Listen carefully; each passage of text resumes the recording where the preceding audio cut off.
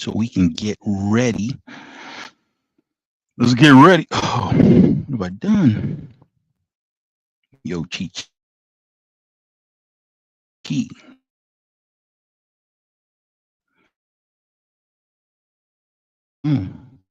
Welcome back, everybody. The Solomon Project. Oh, whoa. Oh, you're filming? Oh, nice. Nice. Vegan is filming. I hope. Can you see me okay? Because, I don't know. I seem to be having difficulties with my connection. Something's going on with my connections. I don't know if there's a... Oh, I'm doing good. I don't know what's going on with my connections, y'all. What? Cornbread chili? Man, you should not have told me that, man. Now I'm hungry, man.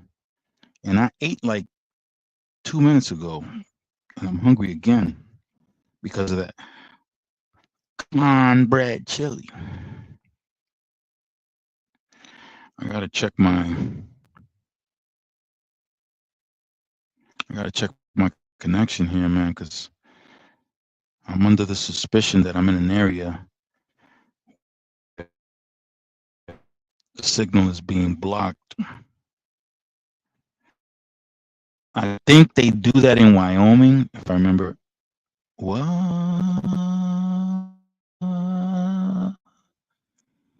Hey, Miss Vegan Kings, what's going on?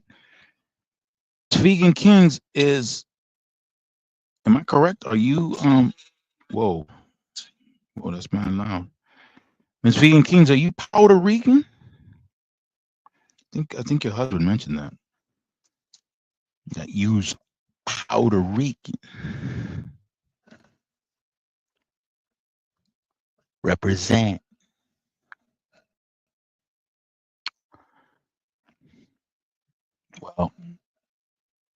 Well, Miss Vegan, I was born in Santurce, Puerto Rico. And right now, Puerto Rico and Dominican Republic because my family's from Dominican Republic, but I was born in Puerto Rico. So when I come around Puerto Ricans and they ask me what I am, I let them know I was born there. And then I let them know that my family's from Dominican Republic. But they say, nah, you Puerto Rican. Hey, Miss Queen. Daniel Berry was going. Oh, yeah, I'm having fun right now. So, yeah, it gets crazy because then Dominicans are saying, nah, you Dominican.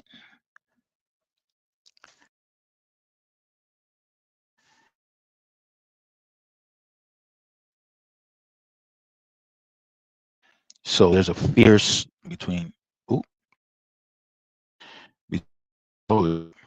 trying to claim me. Wow, I'm so important. Can't believe it.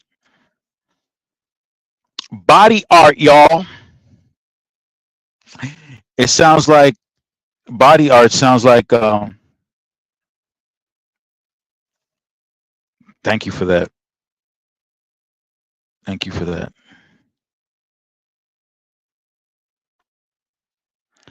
Yeah. What the heck? What's going on? How come you ain't popping up right now?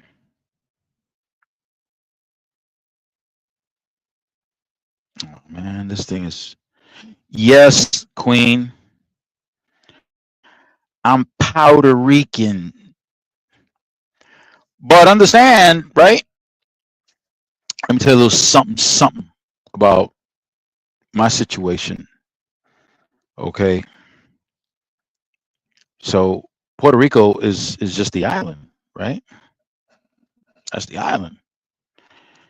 And on that island, and on the other Caribbean islands where they speak Spanish or Dutch, whatever they speak, because I got family members that were born in Curacao, and they speak Papiamento, which is like some kind of Dutch dialect, some kind of, yeah. And in all these islands, in all these places in Central South America, they do take into consideration your skin color. And if you ain't white, you something else.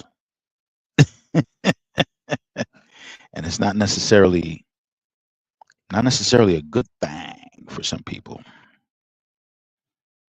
Yeah, I mean, wow, there's a lot of.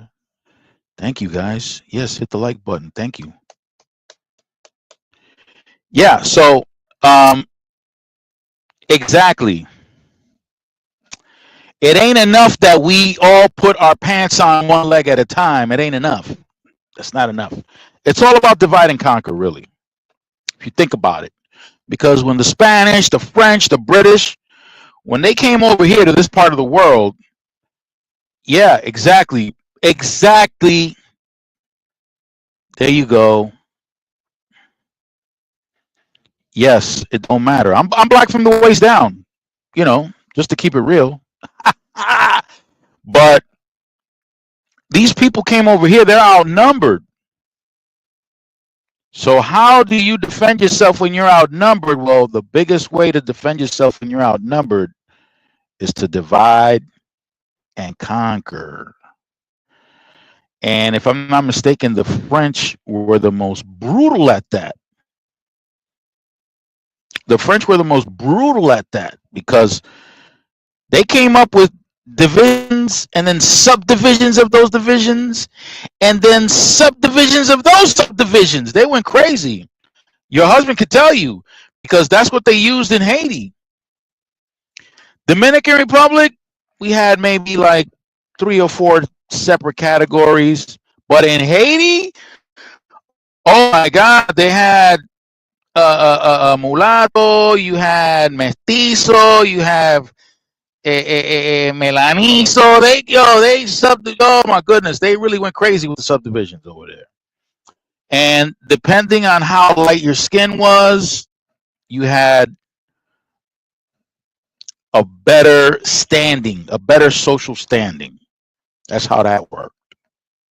Like right now, it's a little lighter. Okay. Like right now, there's a segment of my family that I've encountered that have laughed in my face. When they encounter me for the first time, they laugh in my face. They say, "You're related to who? You ain't related to us." Yo, uncle, check this out. He said he's related to us. What? What you mean, bro? What you mean? And they're not friendly. They're not friendly at all. If it wasn't for my size, they wouldn't stop laughing because they know they get that chin check. Yeah. Yeah, the French were worse than the Spanish when it came to that. Yeah, it's ridiculous. It's dumb. It's dumb as hell. That whole race thing, first of all, when it comes to human, there's only one race. That's the human race. All that other colorism and all that stuff, that's all nonsense. That's all fabricated nonsense to keep people at each other's throat. That's all it is.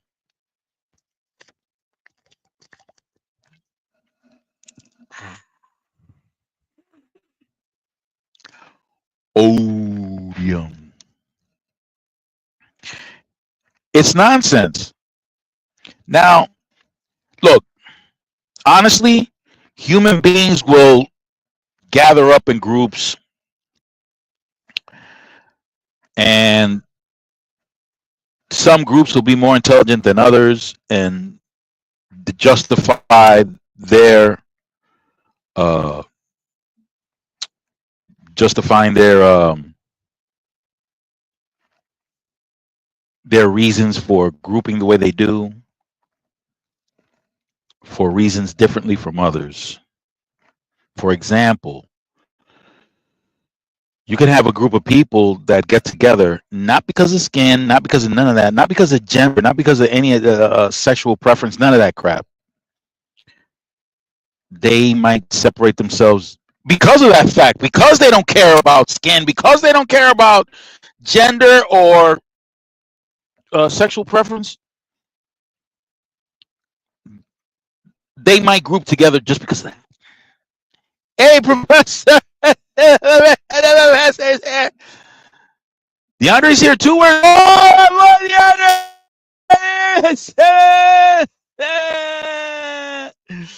Wow. Come on up, guys. The thing is, I pinned the, what do you call it? You know, the link. I pinned the link. Come on in. There's a draft. Shut the door and come on in. Y'all don't know where that's from. Y'all too young for that. Or maybe, hold on. Maybe maybe Vegan King might know where that's from. Oh, Krampus is a demon, huh? Oh. Yeah, that's a demon thing. I just went out there. It makes sense now because I saw some of the paintings. Yeah. Yeah. There's double D's in the house.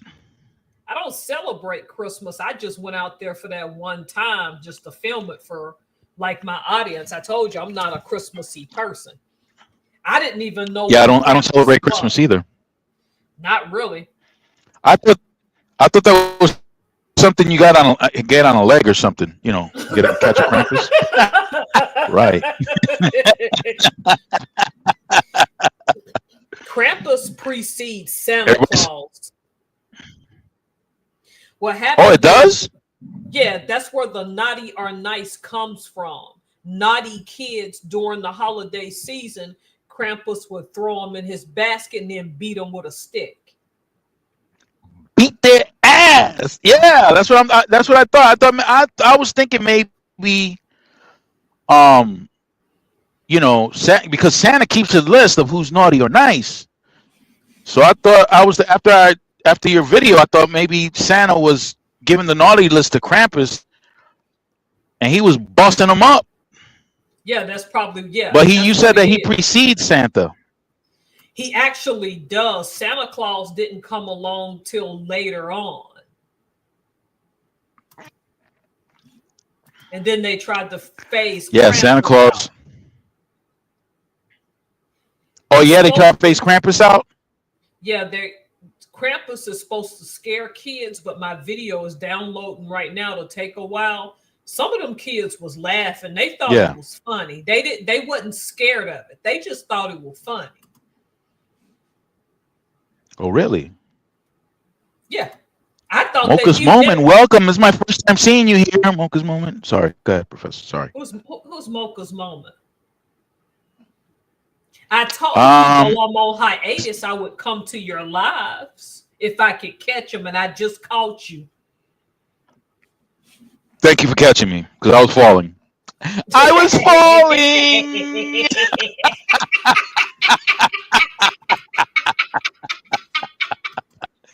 What?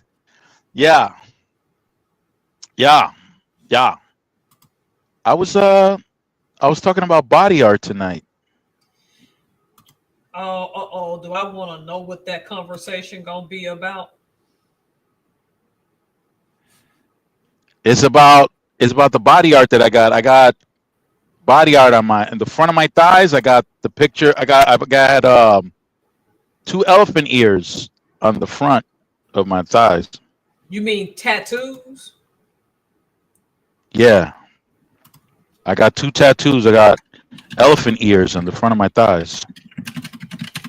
I personally couldn't do it, but to each their own.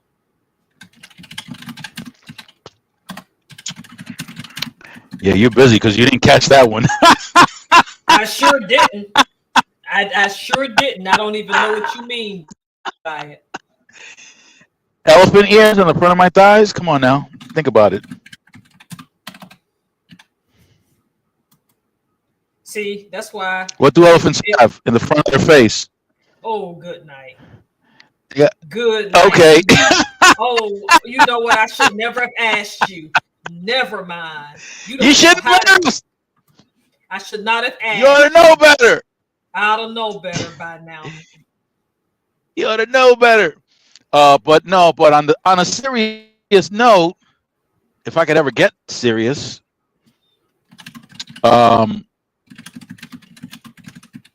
hopefully, and forgive me for this, Professor, I know you don't like to get political. Hopefully, we don't go down the path of the type of social structure or political structure that my family came from.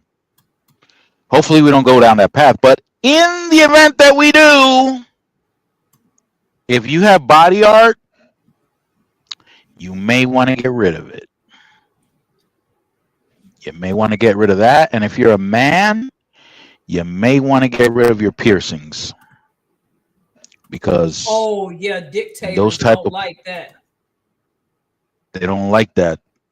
They don't like that. And people with body art are associated with criminals. They are. Yeah. So if you got that, might want to get rid of that. That's if we go down. I pray we don't. I wouldn't like to be living under those conditions. Are rough. They're rough. Yeah. People, but V for Vendetta. V for Vendetta. Oh, Vendetta. Now that you mentioned Vendetta. Did you hear what happened to this dude, Nick Fuentes? You know who Nick Fuentes is? I know who he is, and I would like to know because he's an idiot. Certified clown. Self-proclaimed white supremacist. Got a black girlfriend, don't he? No, he's got no girlfriend. He made a statement that was absolutely crazy. What did he say? He said that you shouldn't have sex. If you're a man, you shouldn't have sex because having sex means that you're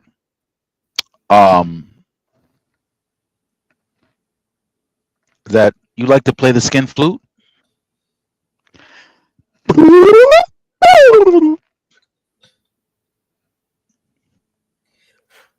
You know what I mean?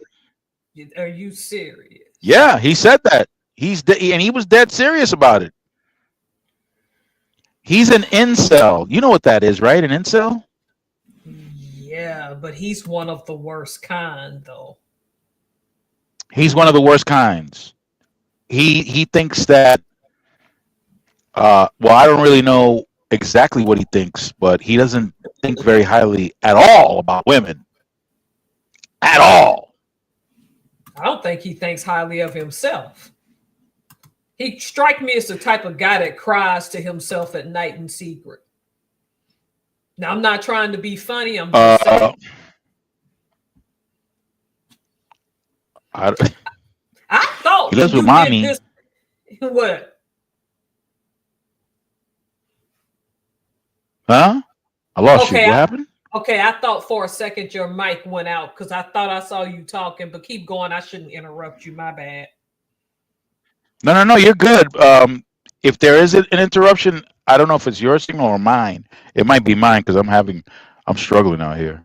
I'm shocked. I really thought you would start this live to talk about that insurance guy that was counseled in broad daylight. Oh, we could talk about him. I just put a title up.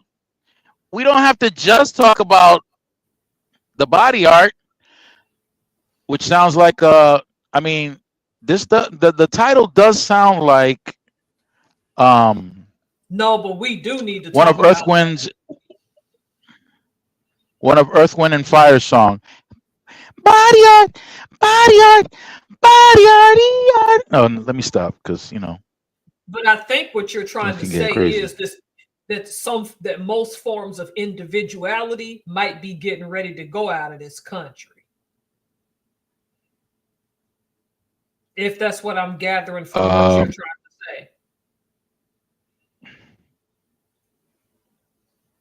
I got up a vote. What does vegan kings Okay. mean? I'm What the black hell? first. It's not. Where do you say that? And you got it up on your comment. Why is this thing not showing? Yeah, because I can see you, but your lips aren't moving. And where is everybody? Is it my signal? Is it my signal? What is it? I don't know.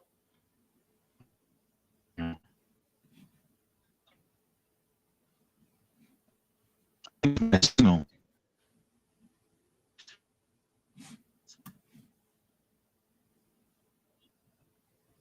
Yeah, it's my signal. My signal's terrible. There's Nick.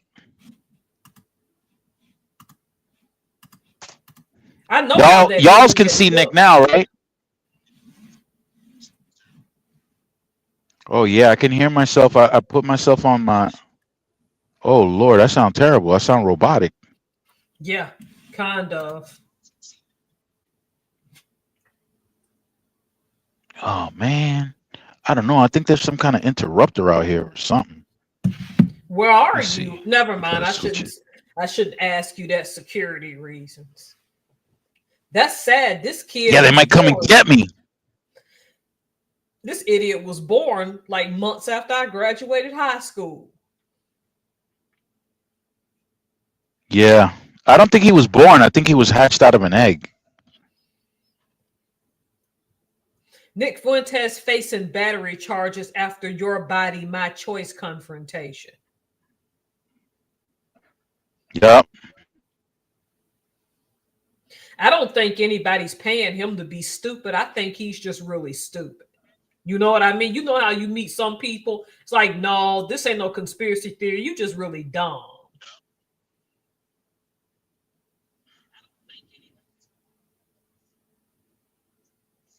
It's natural. Everybody? Where's everybody? Why ain't nobody else coming up? I don't know. I think it's my signal. My signal's messing up, Professor. I can see. I'm all delayed. Let me stop sharing this damn thing. I think it's Nick. Nick Fuentes is messing up over here. I think Nick.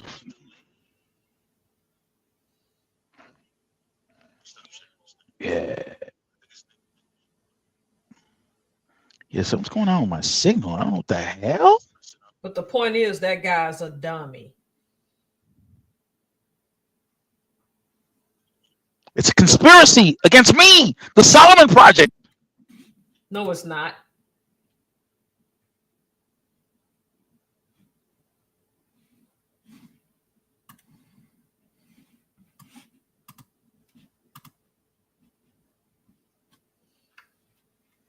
I hope you coming back on. Hey, how are all y'all out there doing? I'm much loving this hiatus. It's giving me time to think about all my new content I need to put up for next year. I'm probably not going to put anything out for Black History Month. How you doing, Mr. Dobbs? I see that I think that you air fried some pork chops.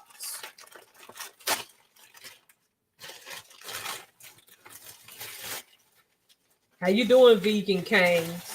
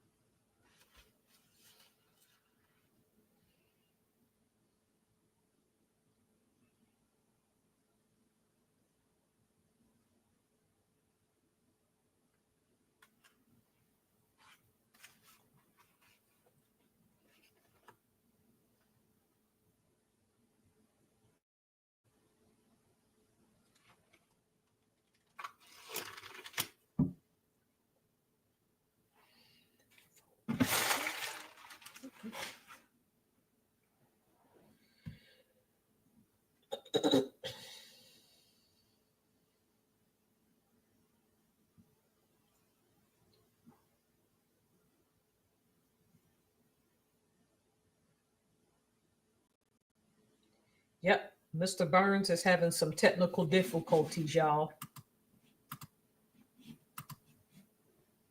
How is everyone?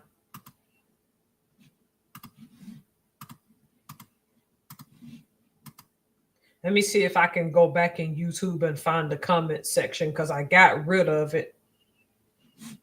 Because I figured he'd be up.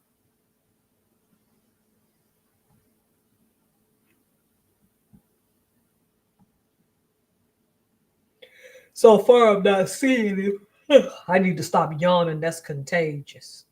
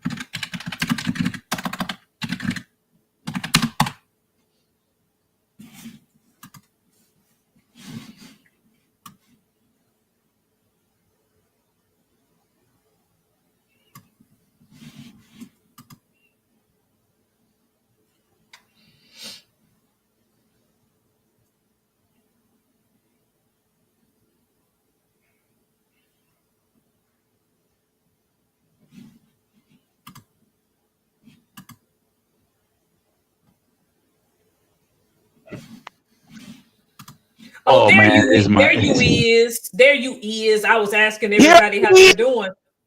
There you is. Still kind of froze on me again. Yeah, the damn signal. Damn signal, man. What the hell is going on? Where am I? Going.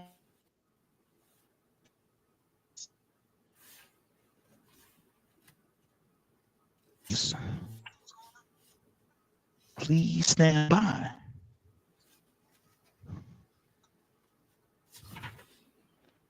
What you mean?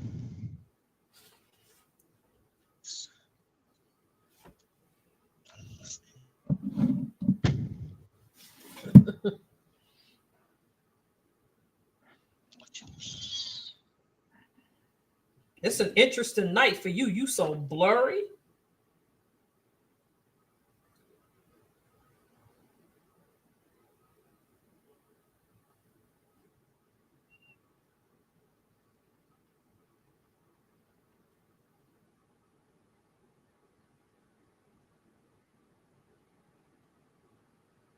I hope nobody's dropping off. He's just having a little bit of technical difficulties.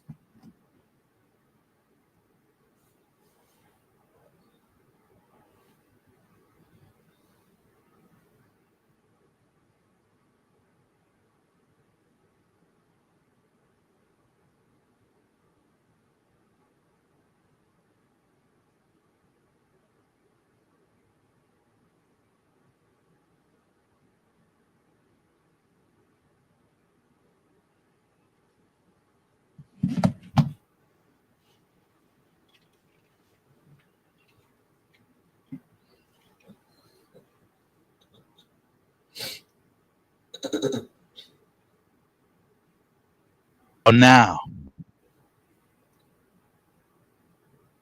Hopefully you don't freeze. Can you hear me okay, Professor? I hear you, yeah. Oh!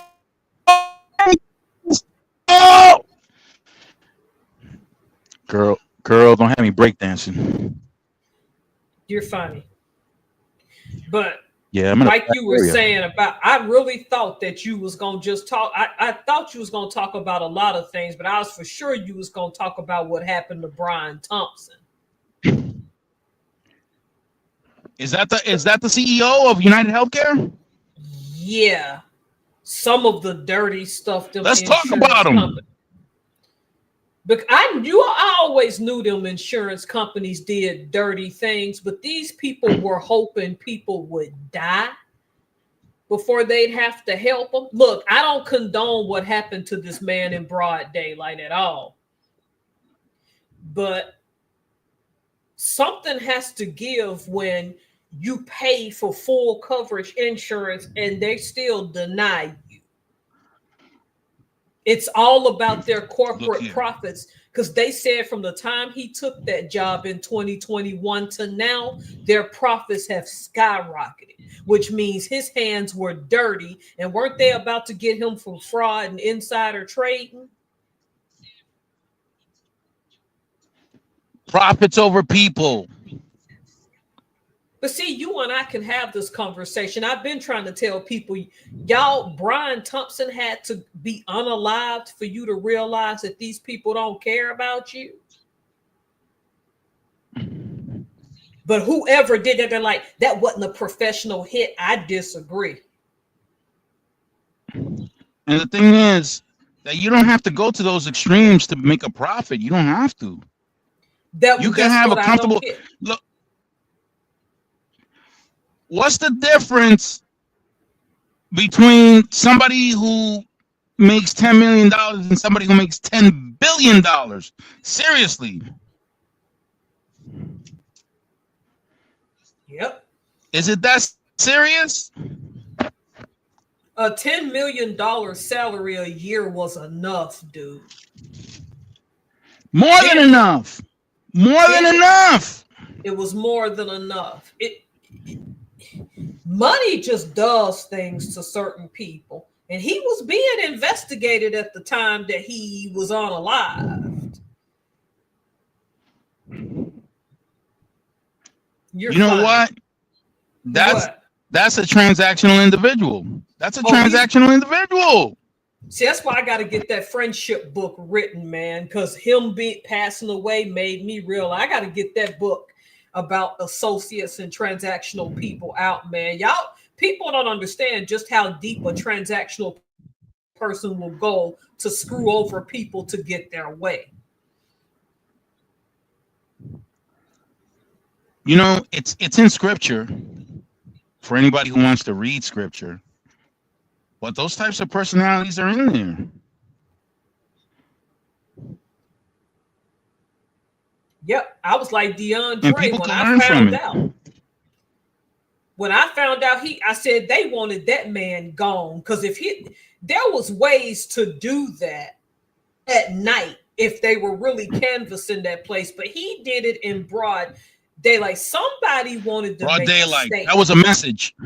That was a message. Yes.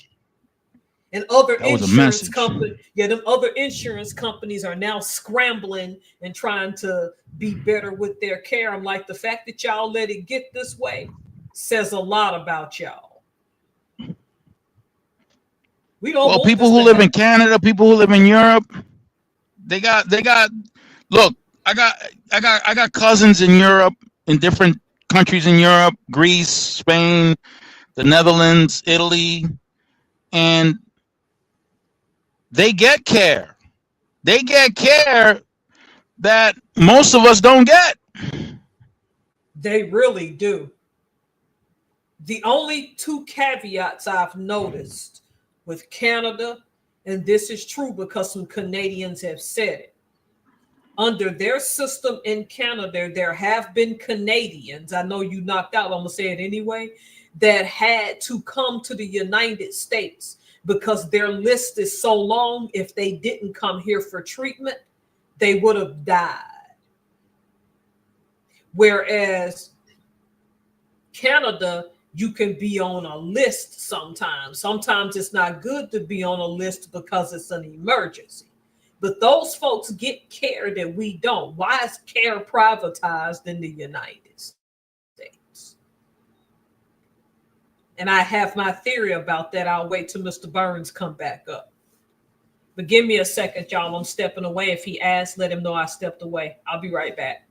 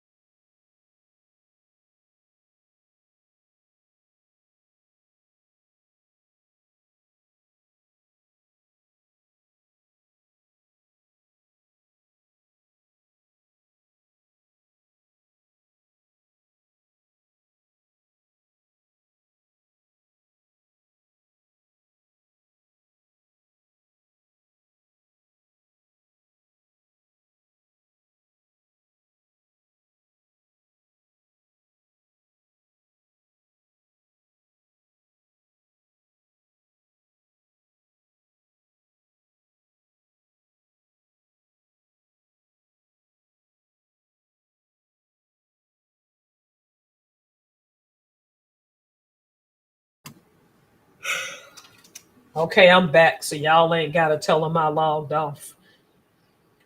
Tonight just ain't Mr. Burns' night, huh?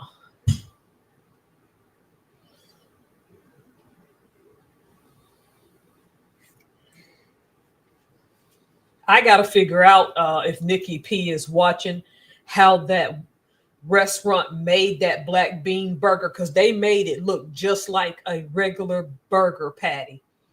And I'm sure Vegan Kings know how to do that too. And speaking of Vegan Kings, I hope he's still here, because I just found a small local merchant that sells palm food here by accident when I went to Krampusnacht. Excuse the burp.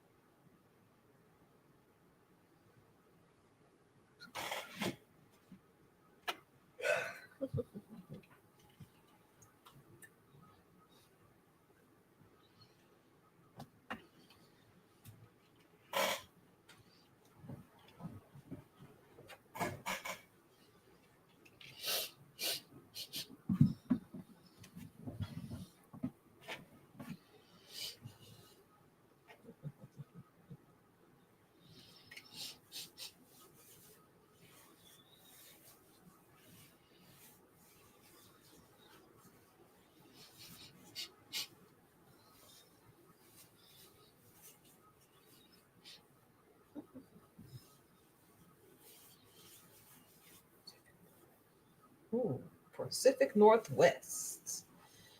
I had to creep up through other means. Oh, okay.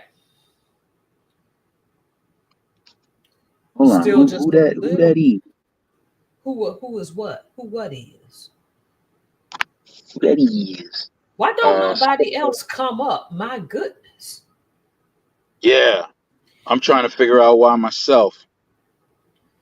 I was sitting here talking about that black bean burger that I had for dinner tonight with fries. And I was hoping Vegan Kings was in here, because I need to know how to make a black bean burger just like that one I had tonight. That sucker was a good vegan burger. I'm telling you, that thing tasted almost like a meat patty, for real. I'm trying to tell you. Yep. It's not bad to eat some vegan and stuff. And I had said how I found pum food at a local market that I didn't even know sold it. I am a happy hooker, if you know what I mean. Not exactly, okay? I'm figuratively. I'm not literally a hooker, okay? Well, is anybody in the comments, Mr. Burns? I gotta check. Can you hear me okay? Yeah, I can hear you fine. You're not even glitching right now. What can I say? I'm not glitching. Got issues.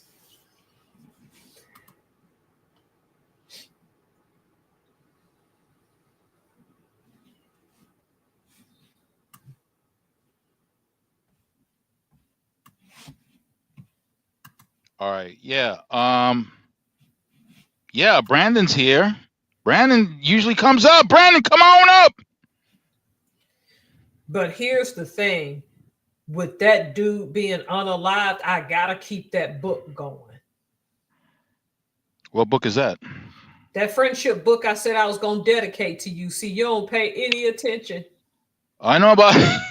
I remember that. What are you talking about, Professor? What are you talking about? This stuff about transactional people go deep. Oh, yeah. There really are people who will use you and pretend to care about you. And if you don't have a certain amount, and if you don't have a certain amount of discernment, they'll take your money, they'll take assets from you, and not care that they swindled you. They don't care anything about that. Yep. They care nothing. They care about gains. They care about power. They care about acquiring that money and that power. That is it. That's all they care about. Yep. And they'll do anything and everything to get it. And they don't care who gets hurt in the process. They don't care about that. They don't. That's not a thing for them. It's not.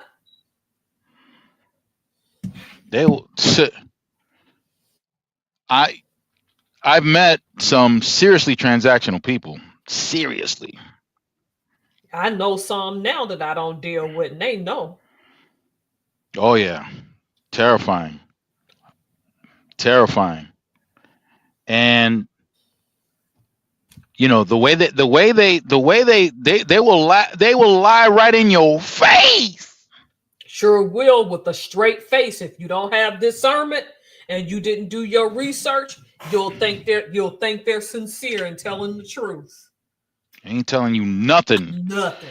They might tell you what you want to hear if it's going to open pathways to get at your stuff so they can get it. Yep. But other than that, man, listen. Professional finessers. That's what they are. Professional finessers. You said it. You ain't lied right there. I can't make money so bad that I hurt people. That's just not a concept I understand personally. Yeah. Yep. And it's sad, but there's so many people like that. It's crazy. Yep.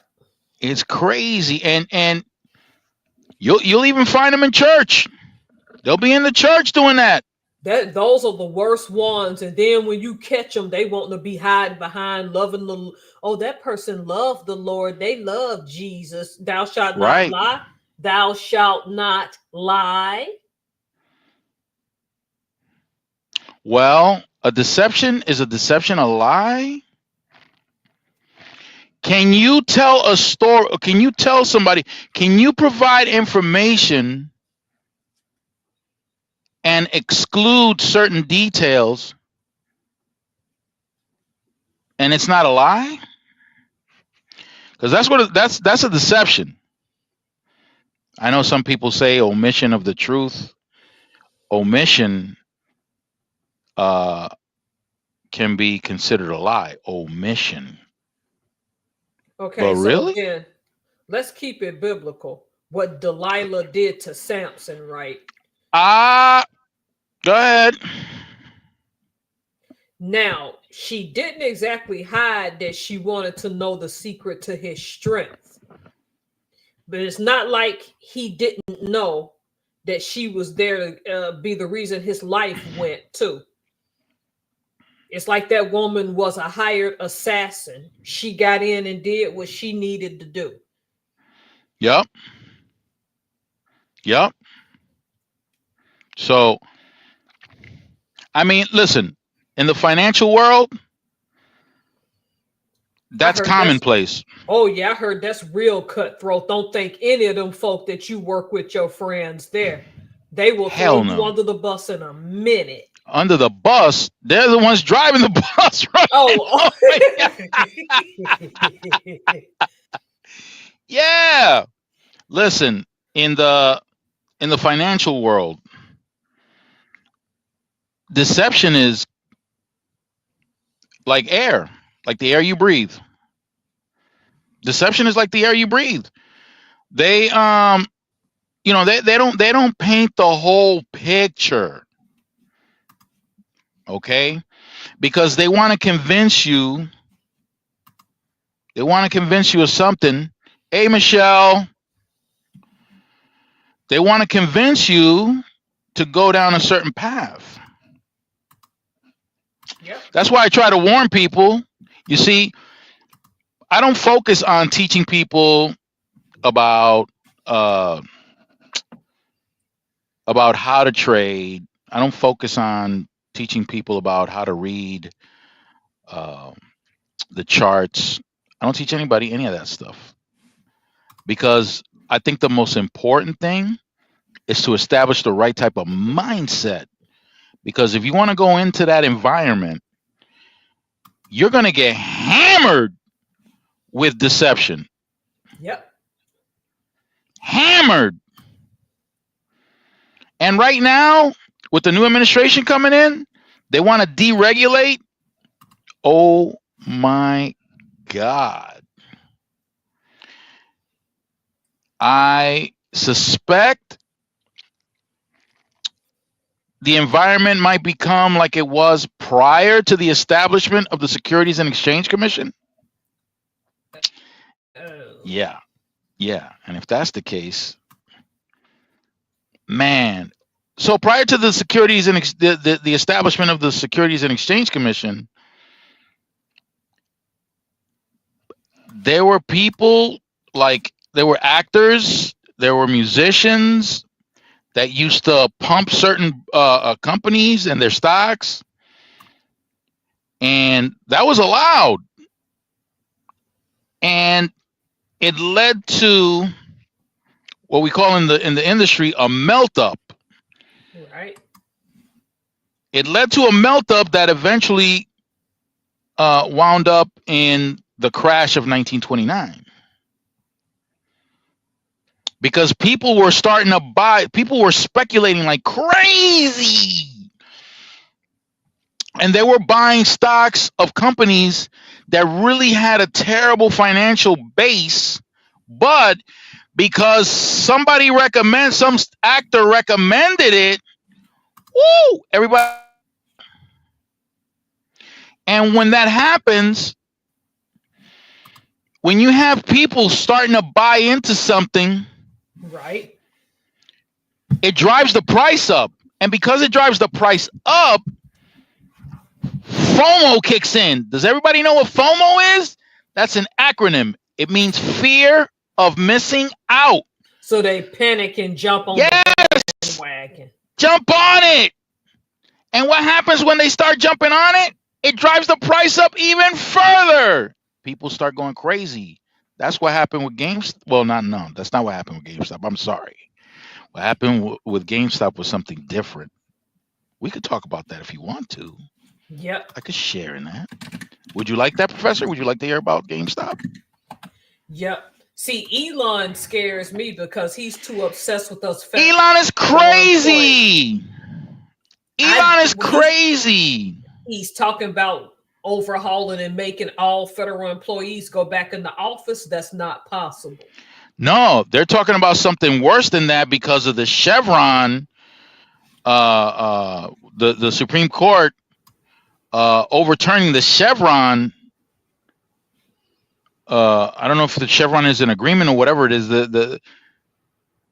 With Chevron, the heads of federal agencies were not voted into those positions. Those are what would you say? If you're not voted into the position, you're a career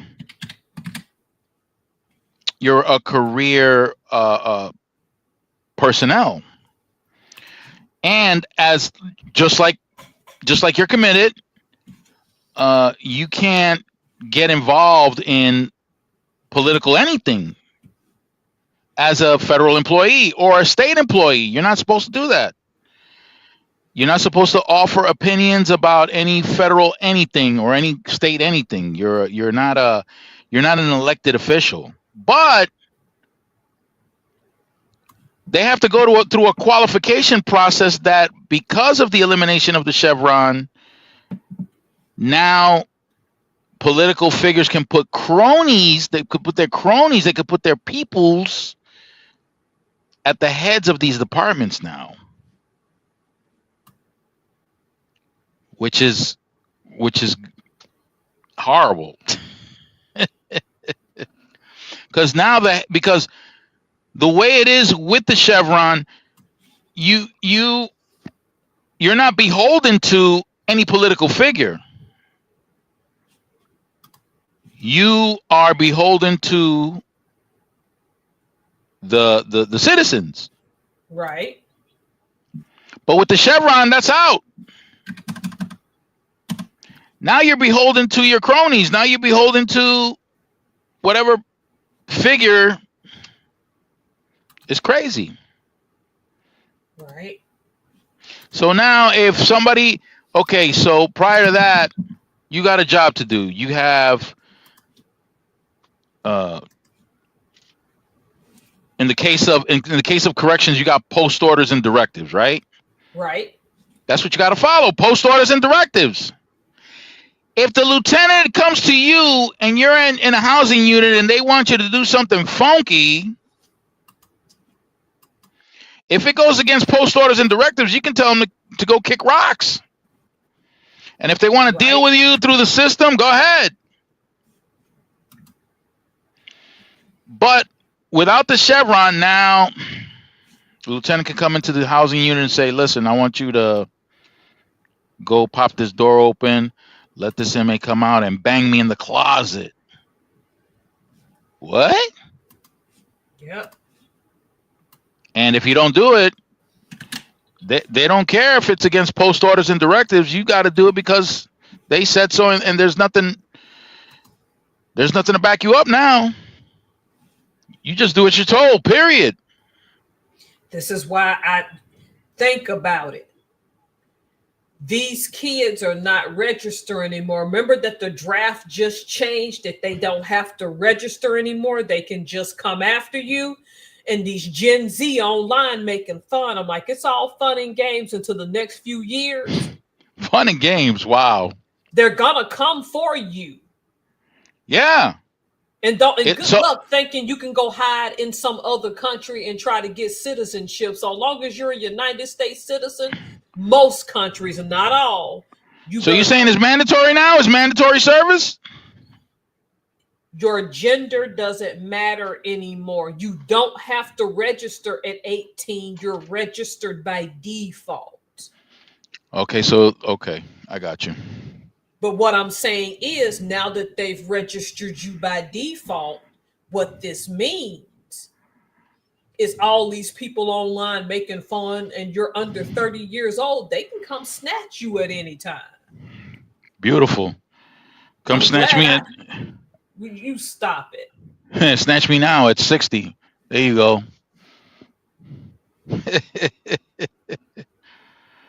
Yeah, I'd make a great soldier. I'd gas out after taking 10 steps. Yep. Oh no, they're doing that in Russia. They're taking senior citizens and putting them on the front line. I can believe that. That's stupid, but I believe that completely. That's what's going on because they can't find anybody else. Their population is going down. That's shocking for Russia, actually. Oh, you acting up though.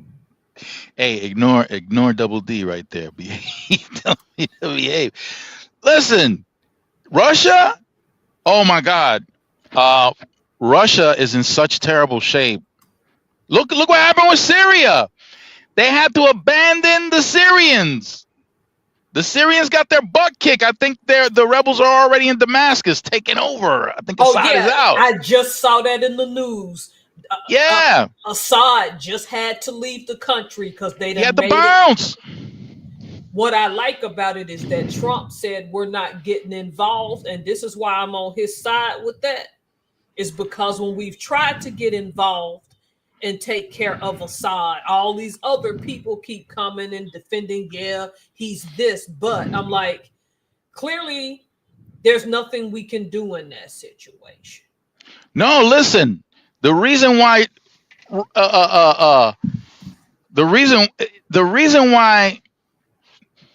there's no need for any of our people to lay boots on the ground over there is because of the sanctions.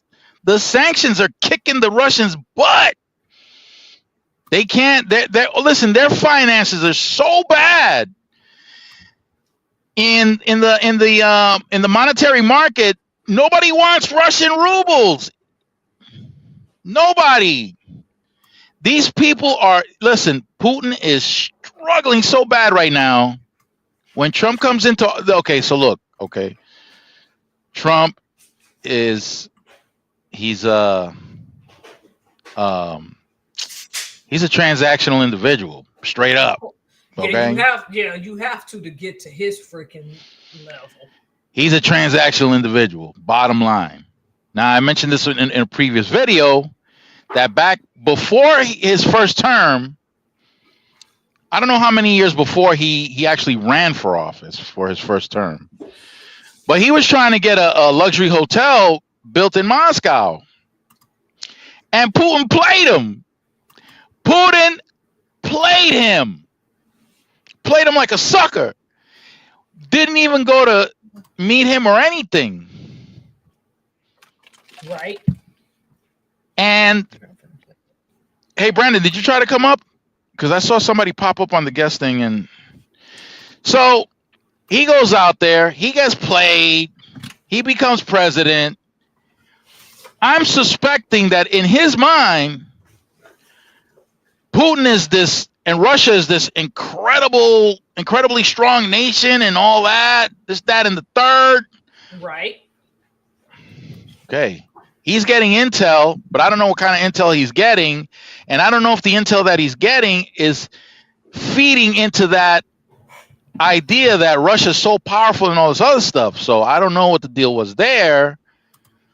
But now, in the condition that Putin is now, listen, when come January 20, when he gets sworn in, the Putin that he thought is not the same Putin now. Putin has been reduced to, I don't even know what you want to call it, but he is so weak right now that when Putin comes into power, I suspect that Trump, when Trump comes into power now, he's going to be licking his chops. He's going to be looking like that explains why it's rumored that Putin wanted Kamala Harris to win this election. I didn't know why at the time, but now it's making sense. Yeah.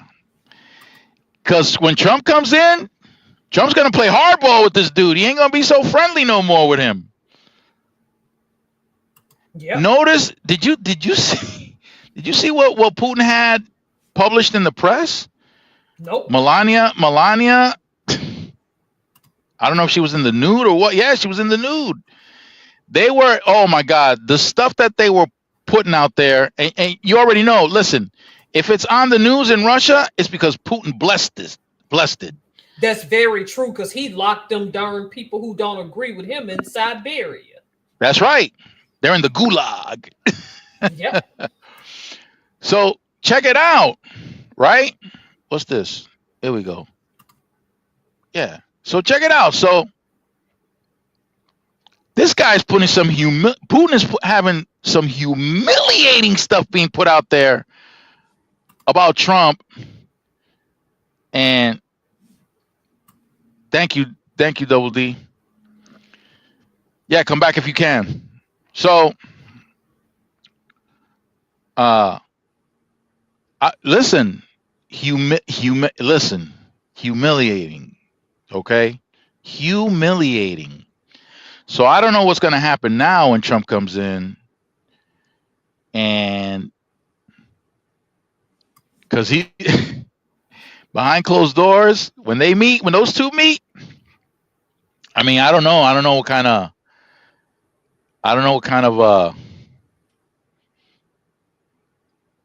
individual.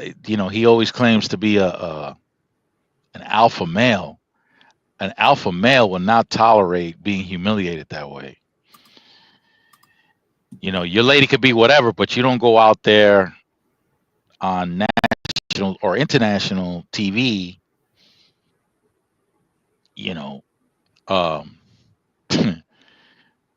making you look like what do they call those? What do they call those men that like to that allow their women to get down and dirty with somebody right in front of them? I forgot about that. Yeah, I know what you're talking about. I can't think of the term. A cuck. There you go. Okay. Yeah. So an alpha male won't go for that. You're not gonna put me out there like a cuck and think you're gonna be all right. And as weak as Putin is right now, oh my, listen, I don't know where people are getting their information from. You know, I get my sources from really personal places. Right. But the thing is, Putin is in really bad shape. I mean, really bad shape. Russia's in terrible shape. Oh my God, terrible. Oh. So, yeah, really bad. I mean, listen. What the heck happened? It's so bad that the Chinese have the Russians by their jewels. The Chinese have the Russians by the jewels. But the Chinese are afraid to get hit with sanctions too, so they don't want to get it too twisted. It's so crazy out there right now, so crazy. So once Trump comes into office, I really don't think that the relationship that he had with Putin is going to be the same. Me either. I think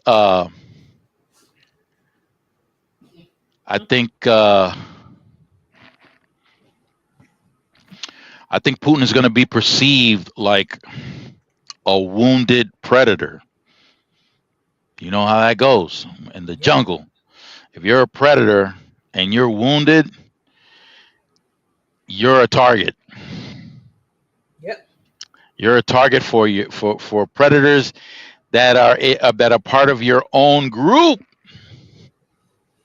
That's another thing that's spreading. That's another rumor that's spreading.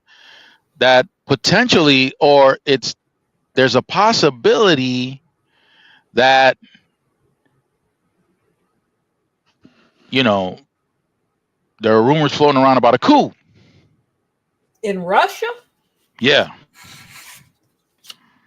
Yep.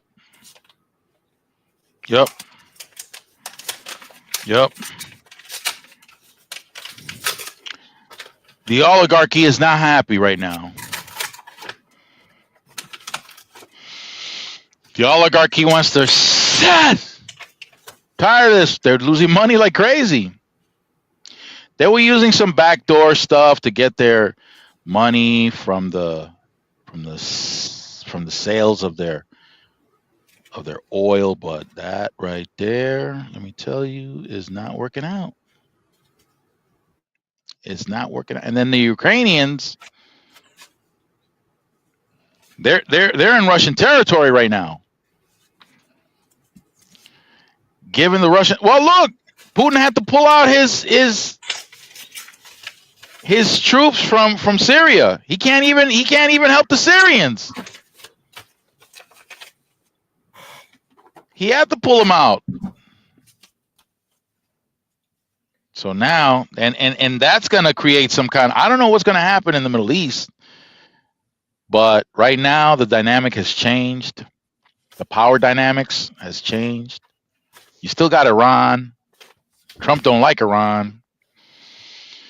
Trump reversed that arrangement that the Iranians had with Obama. So the Iranians are really angry with Trump. They hate the fact that he's there again. Have you been paying attention what's happening in Iran? It's people doing stuff there that I'm surprised they ain't been put to death. And I'm not trying to be one female university student stripped down to her undies. Ooh, you can't do that over there. But they're so scared of the international press that it looked like they let her kind of get by with it for the first few minutes. And then I guess she had to put some clothes on. I forgot how it worked. But that's crazy. I said, this girl is Sharia law is over there. Like, she wasn't playing. They want their freedom and they're calling for their freedom. They're in the streets acting up. You have to remember, though, the Shah of Iran was not perfect. Reza Shah was not perfect. He But was a at least corrupt dude. he was corrupt too. It's just that they had freedom. You're not going outside, cat. So hush. But they had freedom that they never had. Women could work. Right. They did not have to wear hijab if they didn't want to.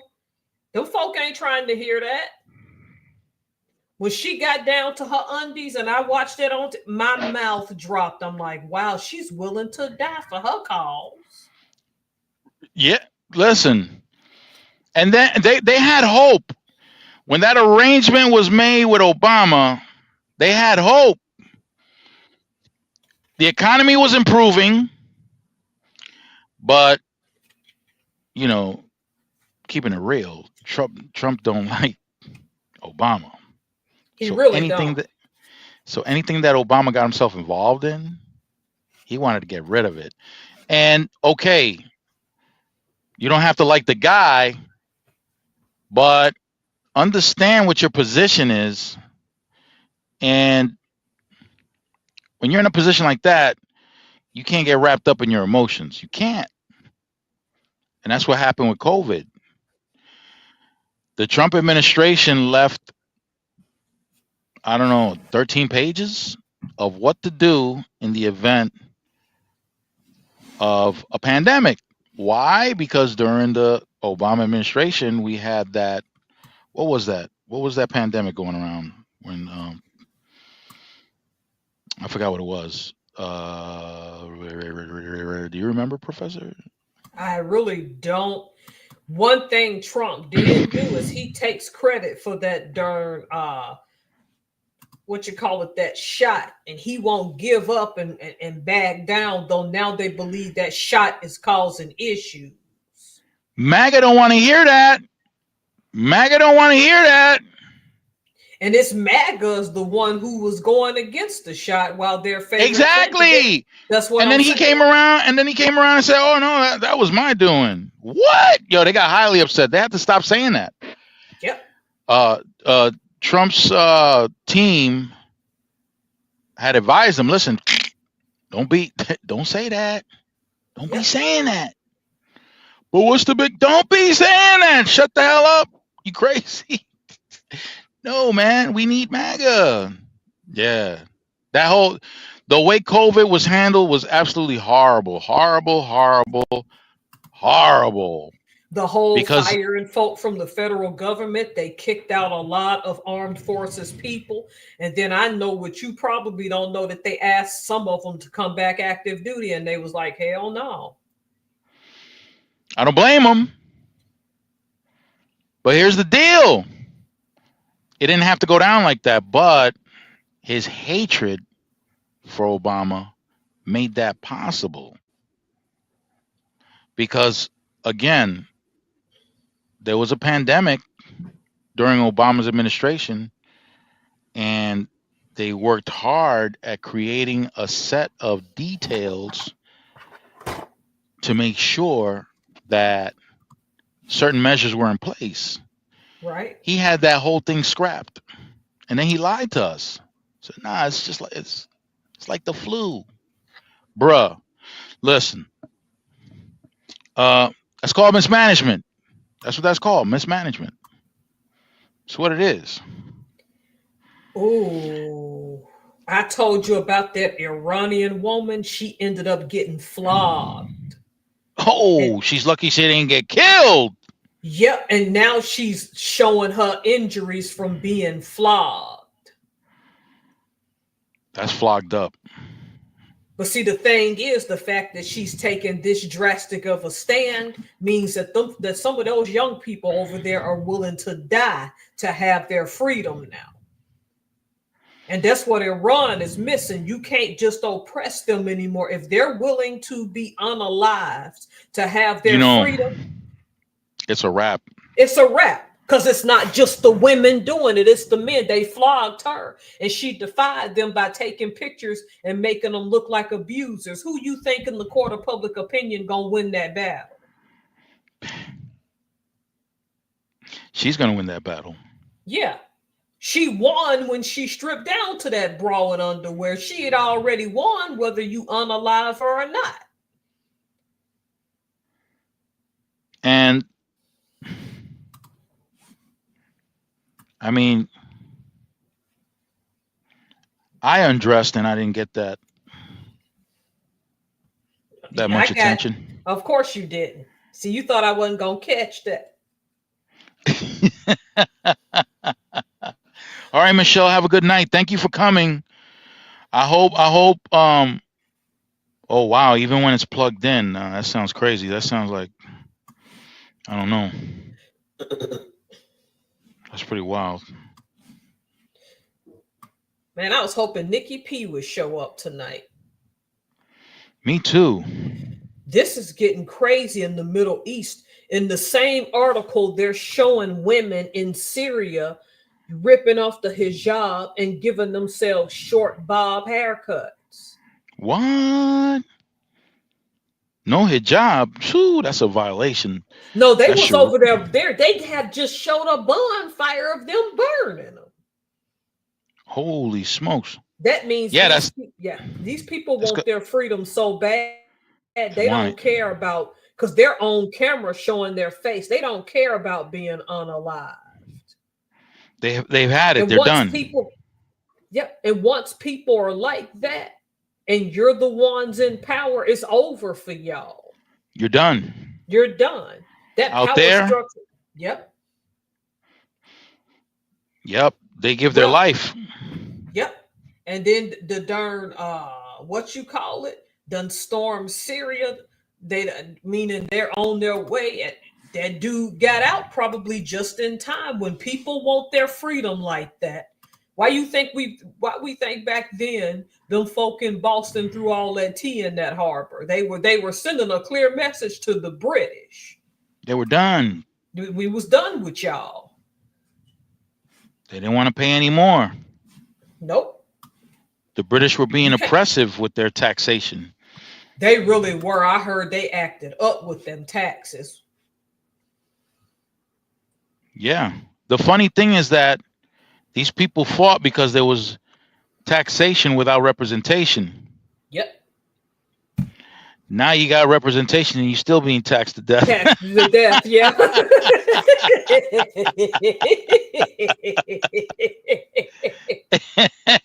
Well, you got your representation now. You silly. We took care of it. Oh, yeah. Oh, yeah. What did I do? I had like extra odium. I don't know where it is. Whoa! There it is, in case you didn't know. Why is nobody else coming up? I don't know. I thought Brandon would come up, or I was hoping Vegan Kings would come up, but I know DeAndre wasn't going to come up because DeAndre's out and about. I was kind of hoping some other people would come up, you know. He probably enjoying his so-called Christmas, eh? Yeah, Christmas. You know, I drove through St. Louis. I'm in Illinois right now. I came from out west. I was out in Oklahoma. I picked up a load in Oklahoma. So now I'm in Vegan is filming. That's right. I forgot.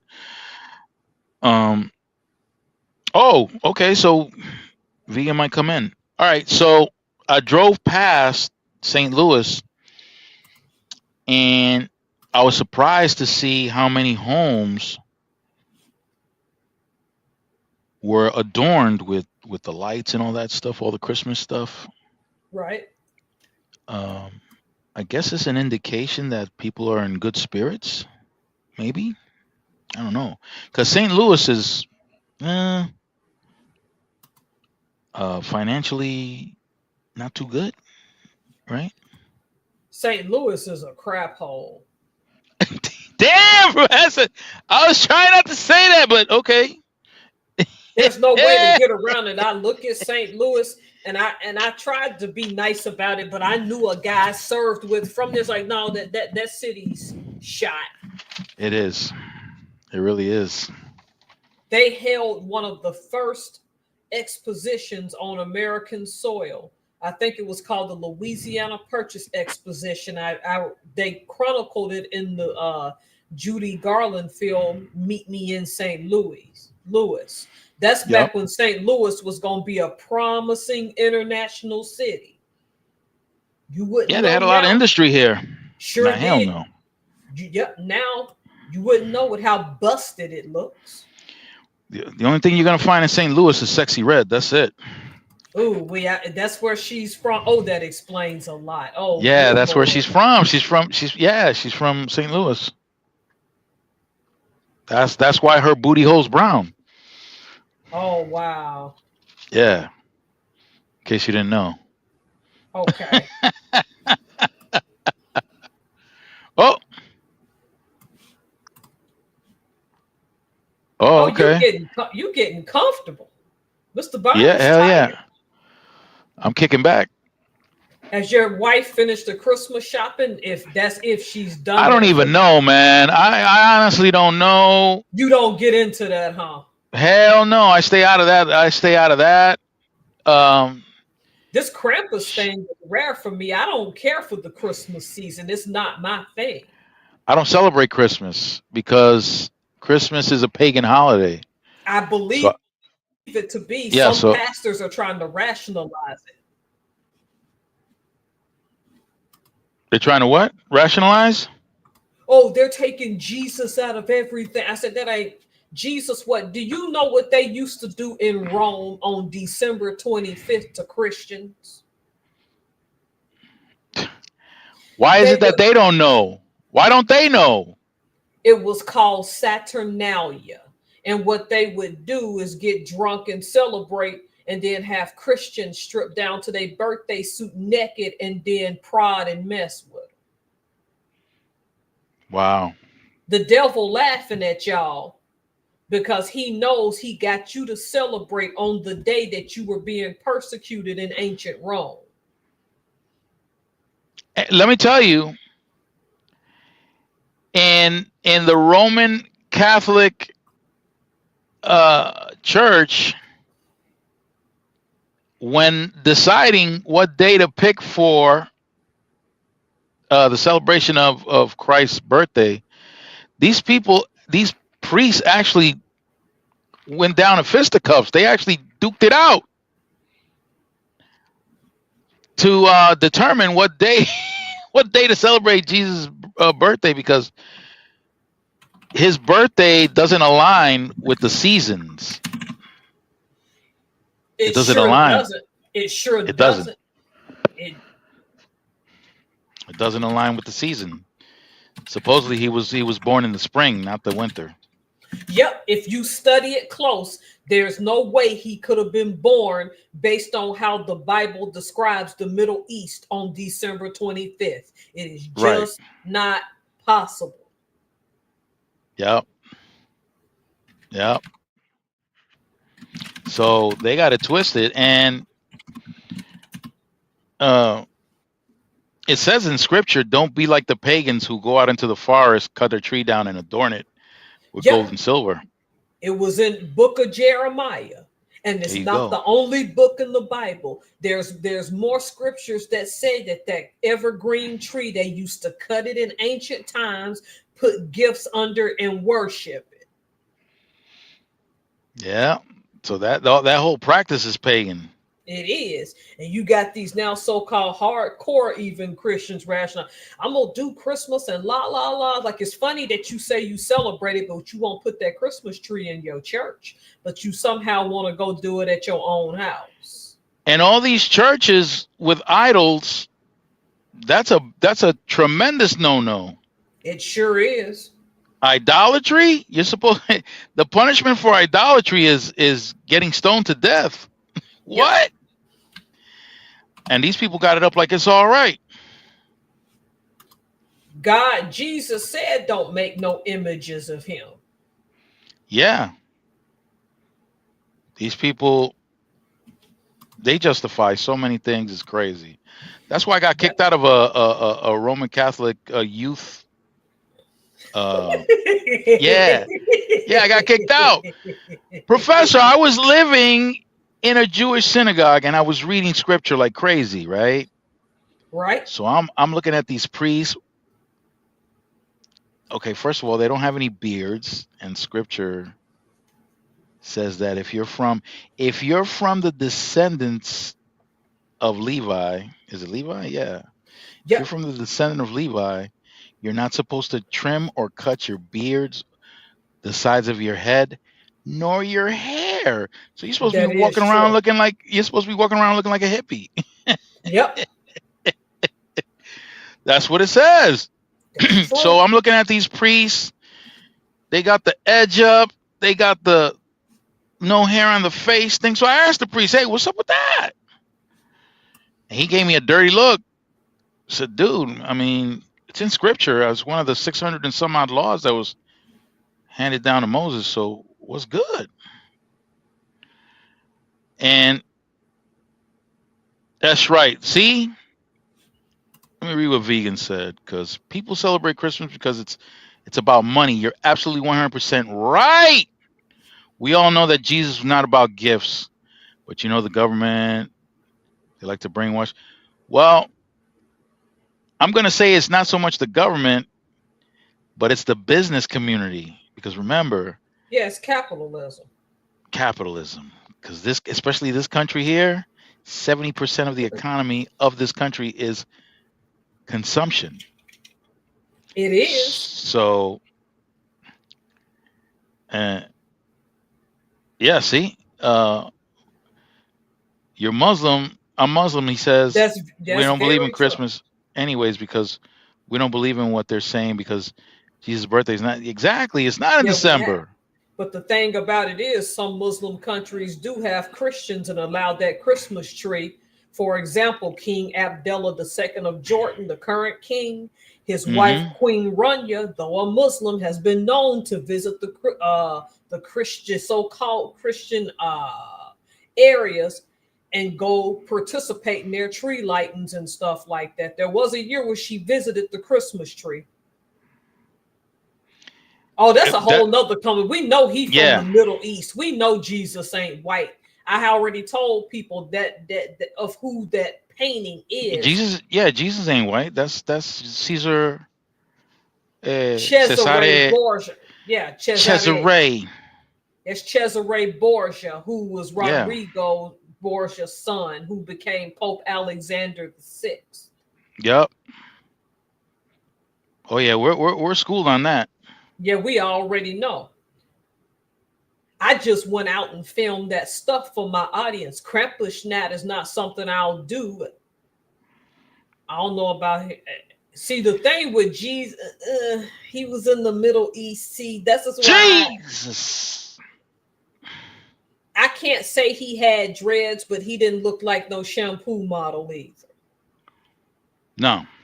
What we do know No. is that December 25th, based on the reading of the Holy Bible, which I support, no way that man could have been born on December 25th. That holiday was No. called Saturnalia, and they only changed it to Christmas, meaning Christ Mass, to fool gullible Christians into celebrating. Yep. Yep. Yeah, at least vegan kings get it though. People really be celebrating. He's up that on stuff. it. Yep. Yeah. And all these people from Vegan King in my culture with that white Jesus on their wall. I heard they take that seriously in the Caribbean. Oh man, yeah. Very serious. Very serious. They got that blonde hair, blue-eyed Jesus. Yep. We quit hanging on their at wall. our walls. Yeah, in the 1990s, most Black Americans quit doing that. That's when we hit that consciousness and got tired of it. Yeah. Yeah. It's funny too because Christianity is actually a Jewish sect. Yeah. But all three of them Abrahamic religions tell you these things. Mm-hmm. And people will sit there and claim to believe that and say, well, they're taking the Christ out of Christmas. Christ wasn't never in Christmas, boo-boo. Can we stop Exactly. telling our congregations these lies? These are lies.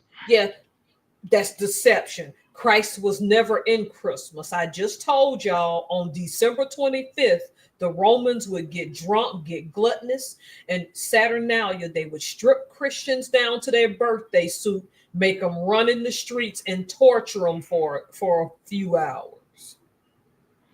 That's what Christmas really was. But they called it Saturnalia.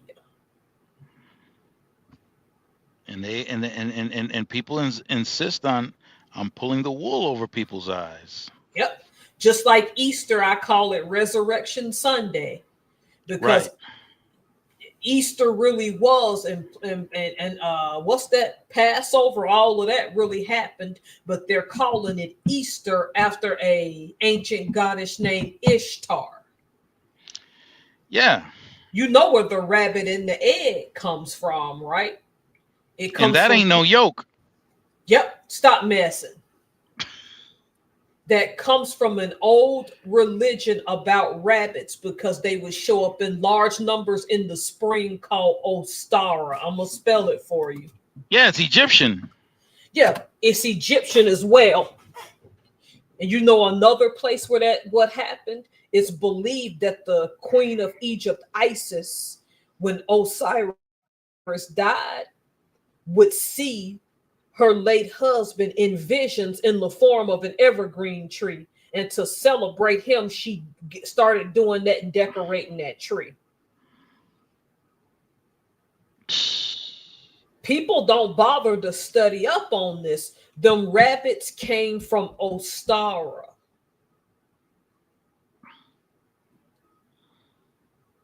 They're used in witchcraft. Think about it. Yes. Right there. In case anybody's confused.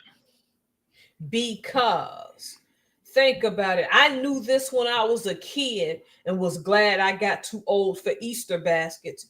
Rabbits are mammals like us. They gave birth to their young naturally. Rabbits don't lay eggs, you dummies. And no, I think the painted egg has a pagan meaning behind it. I just can't remember where it came from. The painted egg. Let me see if I remember. There's something behind those painted eggs. Is it damn it.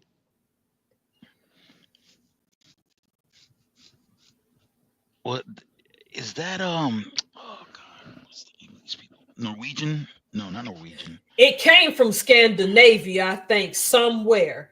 And Norway is in Scandinavia. And see, even vegan kings know about Ostara. All them things, even Valentine's Day. I told my husband 5 years in the marriage, let's not do that no more. Right. That whole being hit with Cupid and the arrow. Yeah, let's not. All this stuff has the one component that vegan kings brought up, and that is money. It's all about business. It really is. They all have a selling point to them. All of them. I wish Christmas is the biggest. Yeah, it's the biggest. Yep. And Thanksgiving is the most gluttonous. Yeah. So Thanksgiving is loaded with food, which it became a celebration thanks to President Lincoln. Yeah.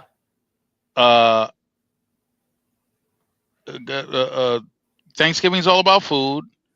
New Year's is all about alcohol and clubs.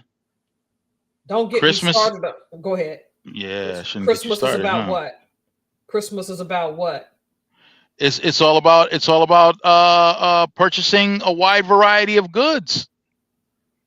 A wide variety of goods.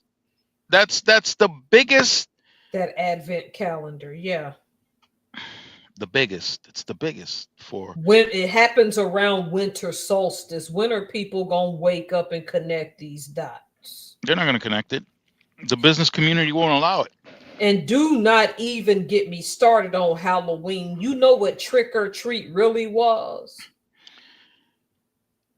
Halloween was. I know what Halloween was about, but not the trick or treat part. Please break it down. I forgot what the treat part is, but the trick part is if you took the trick, they had a boiling pot with apples. You know how you bob for apples as a kid? Oh, they had them putting their face in there when the boiling Yes, water. when the boiling water and the apples, and it disfigured a lot of children in the Druids. Wow. Which are on now what we call Ireland and Scotland. People right, the participate Druids. in this stuff and they have no clue. Dude, just like y'all in Latin America, Dia dos Muertos, the day El of Día de los Muertos. Yeah, the Mexicans do that. Yeah, we used to do the Day of the Devil. Now, why would you want to spend 24 hours giving the devil any amount? See, people stupid. They just Yeah, we used to dress up in costumes, and we used to have like a stick with a cow bladder, full of air, like a balloon. Yeah. And those were the devils, and they used to go up the streets and chase after the kids and whack them with the balloon. Oh, with the bladder. Wait. Oh, good night. That's so the evil.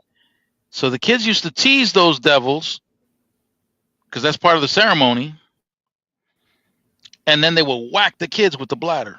Kaboom. Even in Druid times, they used to carve turnips and put it in the window. Yeah. And when it made its way to the United States, because pumpkins grew better in our climate, they just evolved the jack-o'-lantern to the pumpkin. And you light the jack-o'-lantern, I think, to let the spirit know that you're participating and not to enter your house. You may want to look that one up. See, well, I want to ask you about. I want to ask you about one thing that I see throughout New England. The candles by the window. What's that all about? I need to go look that one up again because I forgot. But I know it has something to do with some type of solstice, though. Okay. Yeah, because that's a common practice up here, and not all homes have that, but the homes that I have seen, I suspect that these are people. These are wasps that have been here for a very long time. Yep. Many generations. Passed that crap down, and they just brought all that paganism and witchcraft to the United States while talking about Jesus and slaughtering Native American tribes. Pure paganism. Pure paganism it all is. Stay away from all that. Everybody be so happy. Trick or treat. I don't take trick or treaters at my house. You cannot openly participate in it. Do you remember, because you were a teenager, but I was a little girl in the 80s and 90s, how you'd have to take your candy on Halloween to be x-rayed at hospitals? Yeah. So that poison and any nefarious razor blades wasn't found. Razor blades in the fruit. Fruit. Yep. They was putting razor blade. I never told you what happened to me, right? No. And I used to think I dreamt this, but I can remember. I was Snoopy in 1987 for Halloween, back when my mom celebrated it. Yeah, when I was a kid. There was an old white woman in our neighborhood, and I figured out now that they gentrified and the black people moved in, and she refused to move. She gave us all an apple, but the look in that woman's eyes to me was evil.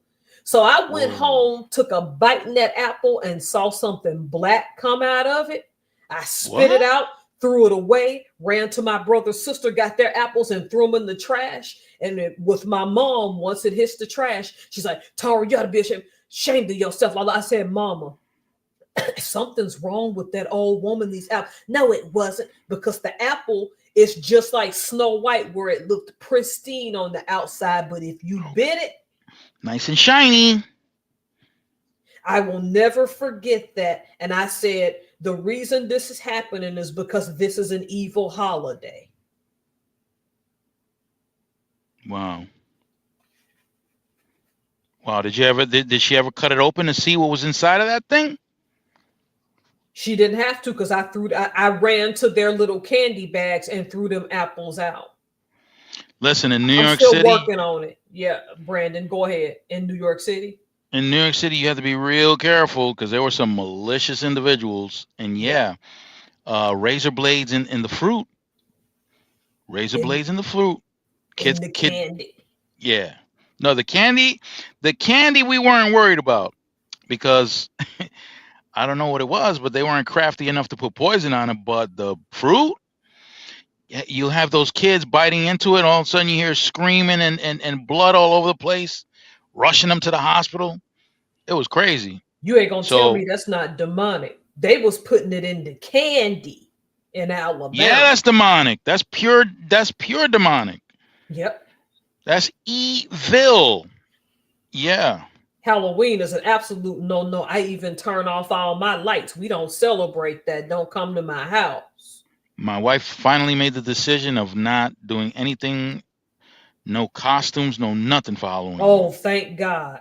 Because it takes forever to get people out of that one. That's where people need to start. Because they used to put on them costumes too. Even that has a significance. Yes, it does. Yes, it does. That's a portal for spirits. Remember, the Church of Satan, Anton LaVey, I think said that the devil said that he loves when Christians for one night, or no, maybe it was Ramirez, Mr. Ramirez. He was a Satanist and became a Christian. Said that the devil told him, I love it when these Christians for one night celebrate. Because if you're in that sin for one night and you die, it's over for you. It's a wrap. It's a wrap because you willfully sinned that night. Willfully.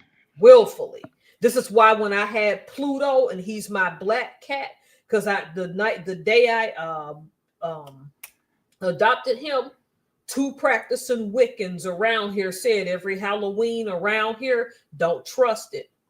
We're not that way, but actual practicing witches will try to take him that night. They got a lot of those out in Washington, don't they? Yes, they do. Yeah. And that's what they were saying. That witchcraft is popular out here. They will snatch your cat up. Did you consider getting another cat?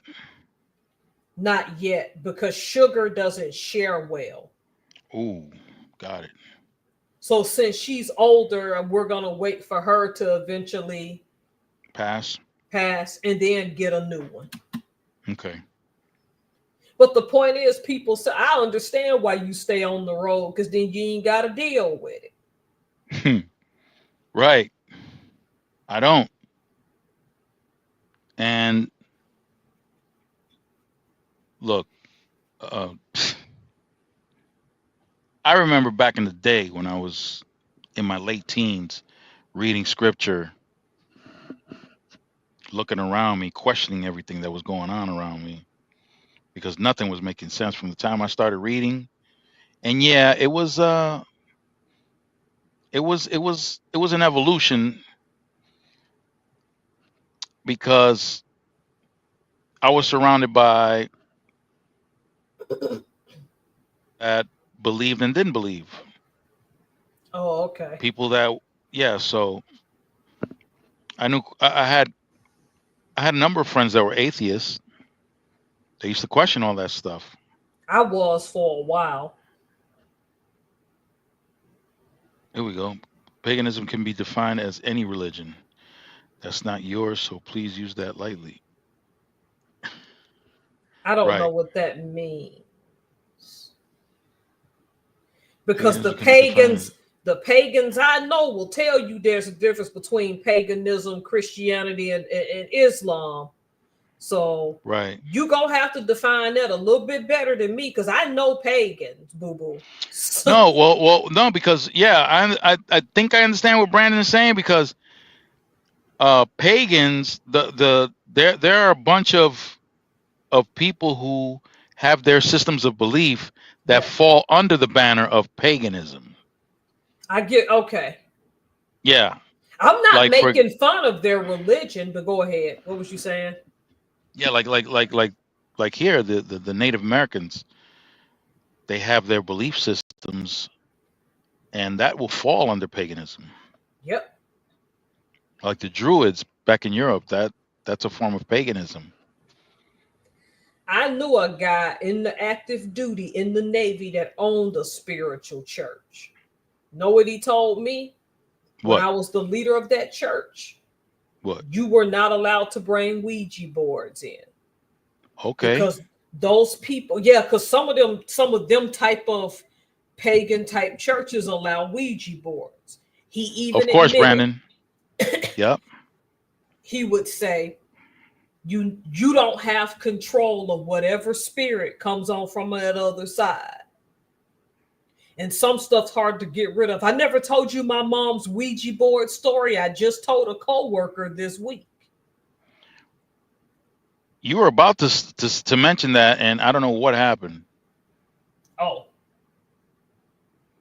Who, Brandon or me? I think me. I think you were about to mention it, and I don't know what happened. There was some kind of interruption. The Ouija board? Yeah, with the Ouija board. My mom was between 12 to 14. She's in Alabama, okay? Her spirit levitates from her body after she played with a Ouija board. Never forget this. She said she could see her body sitting there with her spirit. Her spirit was standing over her body. And it was something behind the spirit was trying to grab and take it, and it instantly went back in her body, and she got rid of the Ouija board. Now, this is the part that's gonna freak you out. Every week for months that she would throw, because you know, trash men, even back in the day, came once a week.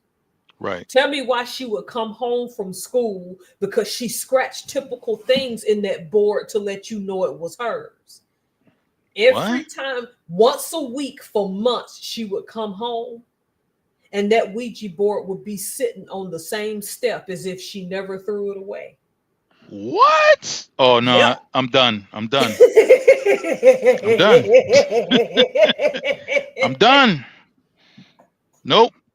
And I've never bought one. I don't play with them because that's what the moral of the story. You don't know what's coming out of that thing because people like, oh, the good spirits, you don't have control of that. No, that's the beginning and the end of that. Yep. Brandon!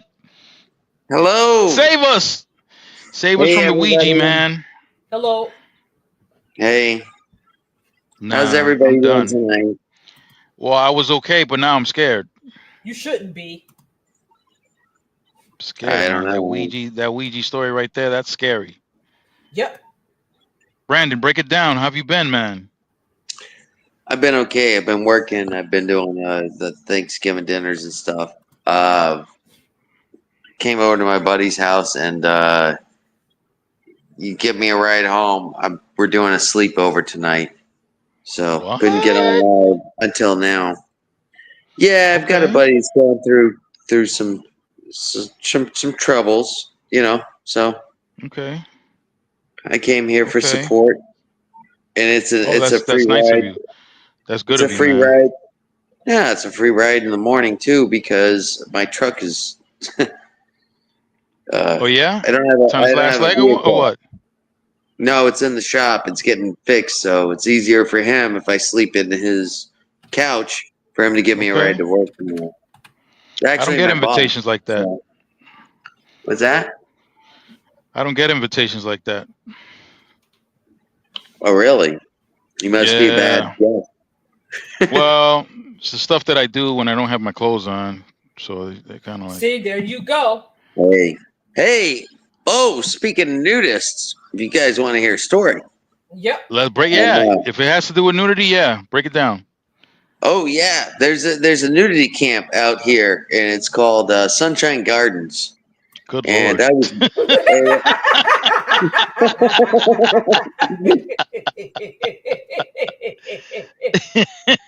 So I worked for because during the summers, my club is open. I've been working at my club for 20 years, but it's only open for 6 months where I'm cooking, and the other 6 months I got to find ways to make money, you know.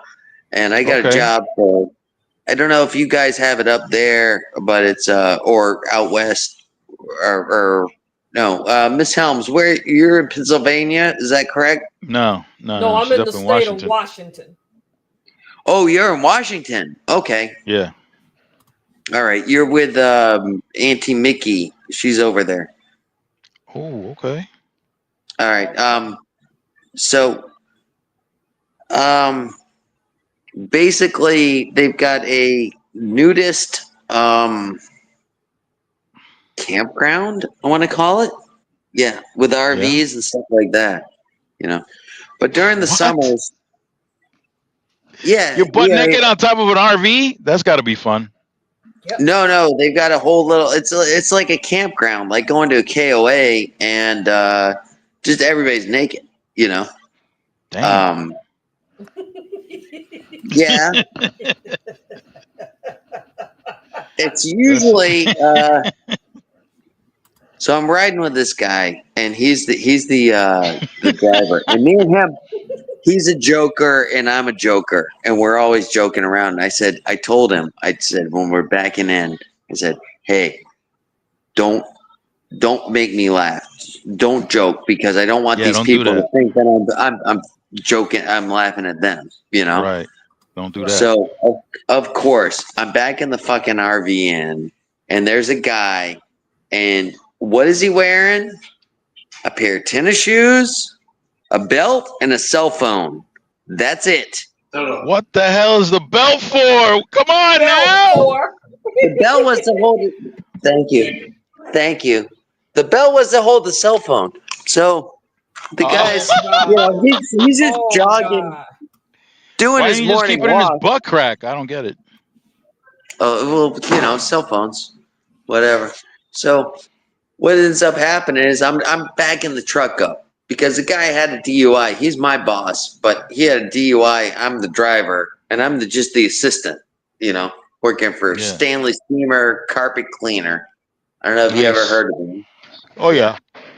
Okay. So I'm working for them for about, just for the summer.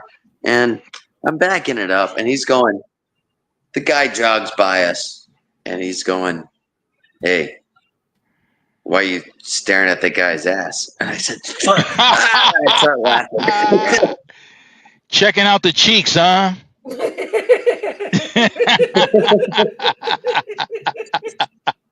And I'm dying laughing. I'm going, stop it. I told you, stop it. We got to go get a customer. We got to, deal with them.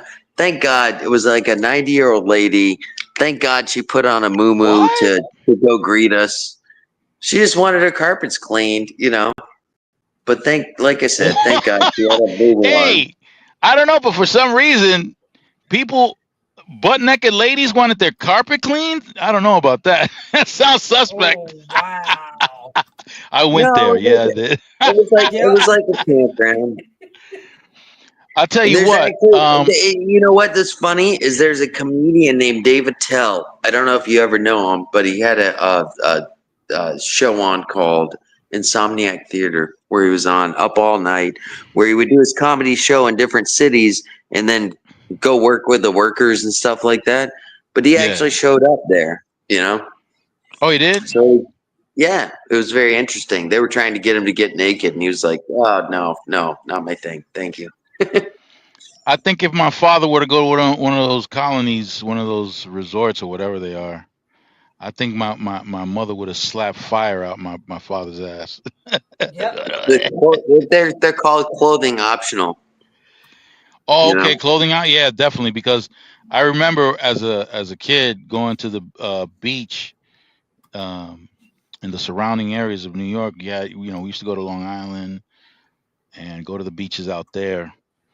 And I was embarrassed, absolutely embarrassed with my father, because I was under the impression that my father, where did Brandon go? Is it me? Did I disappear?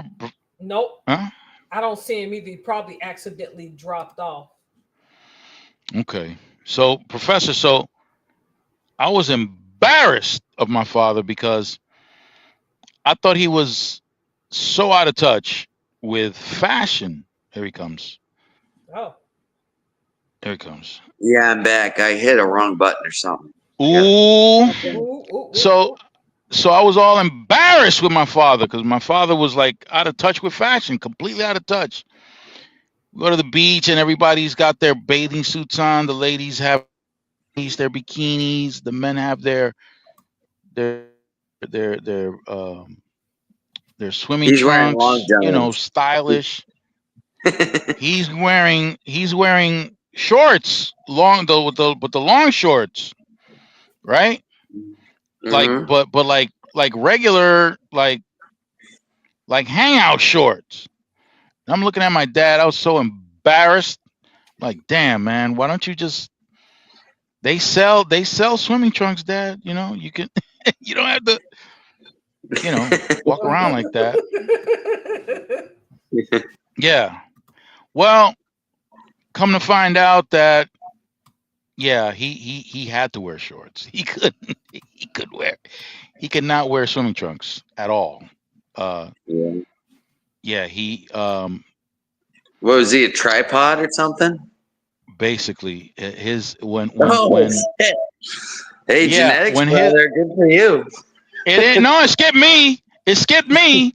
But I'm gonna tell you right now. I'm sorry, brother. Yeah, no, yeah. I mean, it's embarrassing Sometimes when your that's nephew, sometimes Go ahead. when my nephew was in the bathroom brushing his teeth, and my son, my oldest, when he was about 5 or 6 years old, he walked in that bathroom Mm-hmm. and took a piss while his cousin was there brushing his teeth. Okay. My cousin comes back. He says, "Yo, what happened to your son?" I said, "What do you mean? What happened to my son? What do you mean? What happened?" Yo, Yeah. I was brushing my teeth, and this kid pulled out something from inside his pants, man. What the hell is that? I said, I don't know, man. I didn't know. I had no idea. But yeah, definitely skipped. But when my dad was flaccid, it looked like a baby's arm holding an apple, man. It was ridiculous. Oh, Holy shit. Ew, So wow. yeah, so putting on a pair of swimming trunks probably would have been like putting 10 pounds of meat in a 2-pound bag. Oh, wow. 20 pounds of bologna in a 10-pound bag. In a 10-pound bag. It was crazy. So the old man was strapped, and I was angry once I discovered that. I said, "What the hell happened to me?" But it skipped you. It didn't skip my brother though. My older brother. My older brother even had a name for his. And I think my dad used to walk around with 2 birth certificates. Damn thing was so big. It's crazy, man. All right. I have you ever been arrested before? Oh yeah. Okay. So when you get arrested, they process you and they put you through a lineup. They give you the search. They make sure you got nothing. Right. You're sneaking into the jail. Then you got to go into these freaking showers. Well, at least in Palm Beach, you got to go into these freaking showers. Right. So everybody's got to shower together. It's a little awkward, you know. But we're all criminals. We're all arrested. We're all, accused of criminals. Accused, yeah. And accused. We're sitting there, and the guy fucking next to me.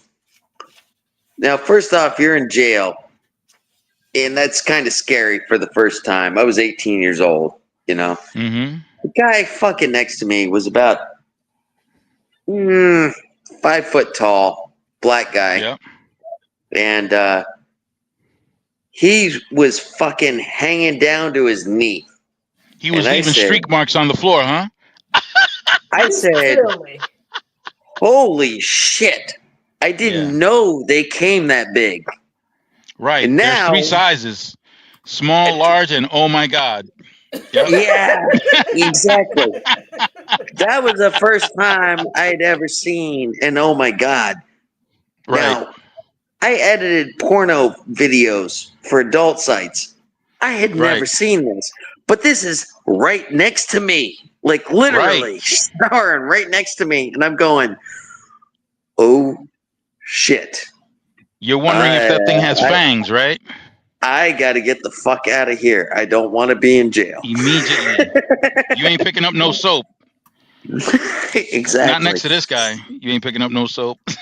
Yeah, but you know, hey, it was an experience. I learned from it. So hey, you know, I learned not to go back to jail. Hey, and that's that would probably be an the best incentive. experience of my life. So that would be an incentive. Yeah. Hey, Solomon. Yeah. Solomon, you cut off earlier before I had a few questions for you. Okay. What time do you have a time limit that you want to do on this stream? If you do, by all means, let me know. Please. Wow, is the list of questions that long? No, I just want to know if you have a time stream that you want to cut really. off. I don't really have a the only thing that would make me want to cut off is if I was that hungry, I wanted to get something to eat if I couldn't take you guys with me. Well, you're usually eating on stream, man. You had your salad. You got your salad tossed last time. I loved it too.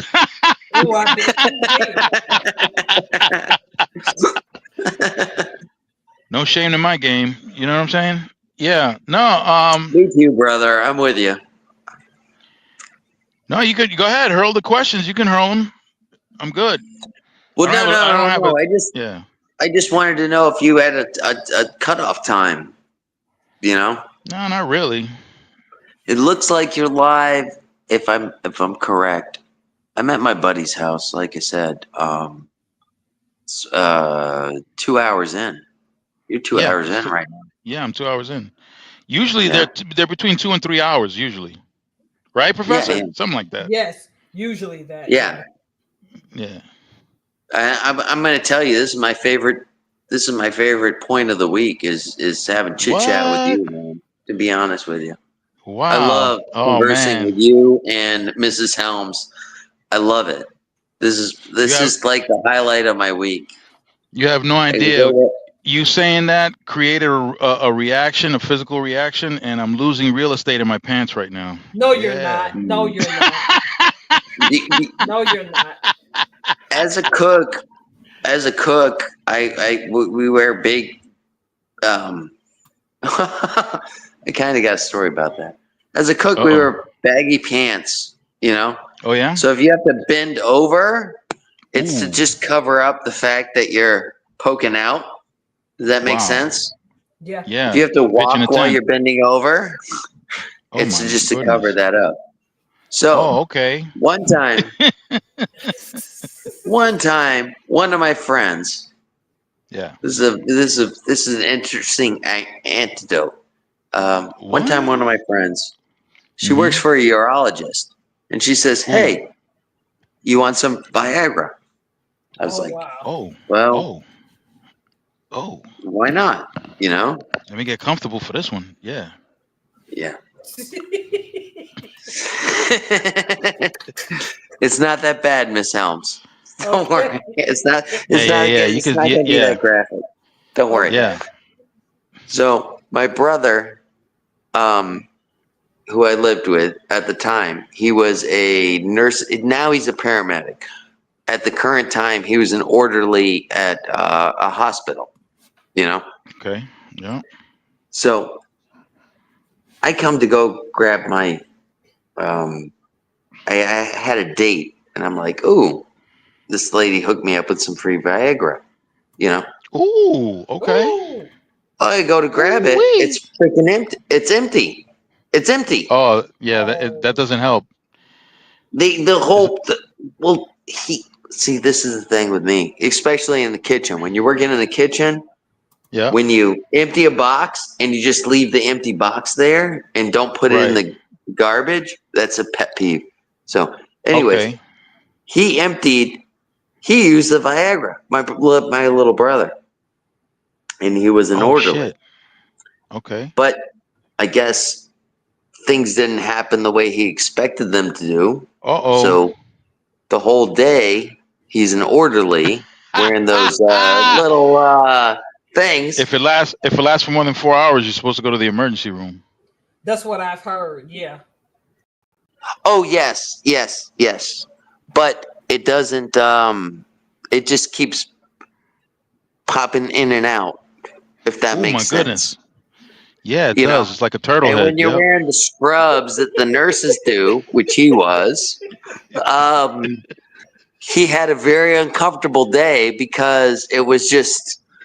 It had its own mind. Was it random? Was it random? It had its own mind. Yeah, it had its own mind. It was random. Geez. It was just like going there. And I'm like, well, I'm glad you had a fucking horrible day over that for stealing it, because when I was on a date, I wanted to use it. And, right. Thank you, asshole. Yeah. Well, he was a whole ass for that. Hell yeah. Mm-hmm. That's crazy. Anyways, those blue pills. That wasn't too graphic for you, Miss Helms, was it? No, y'all are funny. Oh, Miss Helms, you're making your own soap, and I think when I heard Mr. Burns say something about making your own turkey soap, that's freaking awesome. That's a great idea. I don't know if you about do it. Turkey. Really, the grocery store by me does the butter in turkey. They make little turkey butters. Oh, I've heard that. Yeah, I've heard of the little turkey butters. Butter. Oh yeah. Yeah, if you're making your own soap, awesome. Yep. That's butter. I think that's a good idea. I think he shot onto it. Hit the seasons, Yeah, well, I haven't been showering for months because I'm waiting for. He telling. You're still waiting for soap. Yep, butter. Yep, I really am. I just had to finally do all that expensive registration. I just registered the business with LegalZoom this week. Okay. I'm waiting for the state of Washington to approve the LLC. Mm-hmm. I'm getting it rolling finally because my money's finally coming right. And I finally got the molds, because remember, I didn't until I got the official business name. Right. Before somebody can come back behind me and say, "Oh, you stole my name." So I needed to get the LLC and trademark it first. Yeah. Nah, don't let them. No, get all correct before you do all that. That's a lot of the stuff I'm worried about. Solomon, I'm with this group with vegan, and that's how I met you. What do they do? What's that? What do they do? The group. We support each other as. Okay. Keep posting, something like that. Yeah, well, it's just a support group for people that there's probably about 10 of us. They're in this group, and we just support each other to get their time, their stuff, and just motivational as well. Okay. And if you're gonna be, I don't know if you're available. It's gonna be 7 p.m. Monday. I'm going to be doing a live cooking show. Oh, yeah, I'll be available. My first time live. I was live with I'm live with you. I'm live with them. This is going to be my first live. Nice. If that makes sense. You know what? Now you're making me feel guilty because the professor put a live and I missed it. I did too. So I feel guilty as well. Missed it. I enjoy conversation with both of you. I think you guys. I love talking to you guys. Yeah. You're gonna get me excited, Brandon. Stop it. Ooh. Uh-oh. Stop. Good thing you don't have the pills. Yep. You'll have to bend over sideways while you're. That's what my brother said. He said he had to lean over to cover it up. So he had to walk bent over all day. He had to change his name to Ben Dover. Stop it. You stop it. You stop it. Whoa. My mind is in the gutter. That's original. I mean that's why I need soap. That's why I need the professor's soap, because mine is in the gutter too. I'm getting dirty all the time. Yes. Hey, You know what? If you're getting rammed, at least you got some turkey covered or turkey shaped soap, right? Yeah. Well, I got plenty of olive oil just in case. Oh Jesus! Oh Lord. No, I got raped at work. Yeah. So yeah, we caught that reference, Mr. Burns. Why you never? ooh. Yeah, I gotta guess. I gotta sensitize myself a little bit on YouTube because I know they Yeah, they get on your case about certain things. Yep. Yes. Certain and words if you guys, got to be careful with. Yep. Yeah. And you guys got to teach me. You guys got to teach me. Yeah, no. I realize that, but just watching your chat with the how you talk about things, you know, like Anthony Bourdain. I wanted to talk about, but I can't say what he did, but I can say, yeah, he unalived himself. Yep. You know, I learned that from you. You know, good. And I'm learning all these little bits and pieces as I go. You know, good. Implement them when you do your live. Yep. Yeah. You know about the channel I lost, right? Did you hear about that? No, I didn't. The professor was there. The professor was there when this guy. Okay, so I was doing a live, and what I was informed of. By the way, Professor, the person that advised me to do this was the lead attorney. So the lead attorney advised me that when I go live and somebody wants to come up and participate in your live, you should make sure that when they're in the back room that they have a video that they're streaming with themselves on it and not a picture or anything else. It should be them. So it was them. But it just so happened that this guy was like prepared. So once I invited him up, he started this video, this content that was just too much for YouTube. It was like, it might have even been too much for OnlyFans. That's how serious it was. Yeah, it was bad. Really? It was really bad. It was very bad. Yeah. And I got my channel taken down because of that. Oh, Jesus. They just take you right down. They don't care. They took it. Well, see, this is the thing. I've got to cater a wedding. And she told me I can film for YouTube. She's like totally okay with it. Okay. The problem is they're going to be playing music the entire time. You know, it's a wedding. Yeah, that is a problem. That's a problem. So I'm going to have to probably mute it the entire time. Not mute it. Yeah, he can play the music, but once he makes the video, edit he's got to record. You got it. Well, I was going to do it live. I was going to cater the entire. I was going to cater the entire wedding while I'm live. You know. Yeah, no, you could do. Oh, I see what you're saying. Okay, nah, that's not. But there's going to be a DJ playing music, and I'm going to probably have to mute it the entire time. Well, that's the thing. You can record the whole thing and then narrate. I don't have enough on my phone. I got a shitty little phone, so I can't do that. You know? Unless you can and you don't know how. Because I'm going to be starting. It's going to be literally the entire catering process. It's going to be me starting to cook food at 8 o'clock in the morning. You know, and doing everything up until their wedding and their dinner at 10 o'clock at night, you know? You got to have enough space in your phone to do all that. No, I don't. John was saying... You don't have a separate camera? What's that? You don't have a separate camera? No, I don't. I'm just starting this stuff. I've just got my cell phone. I've asked my daughter-in-law, or sorry, my stepdaughter. Oh, I got a recommendation. Here we go. Woo!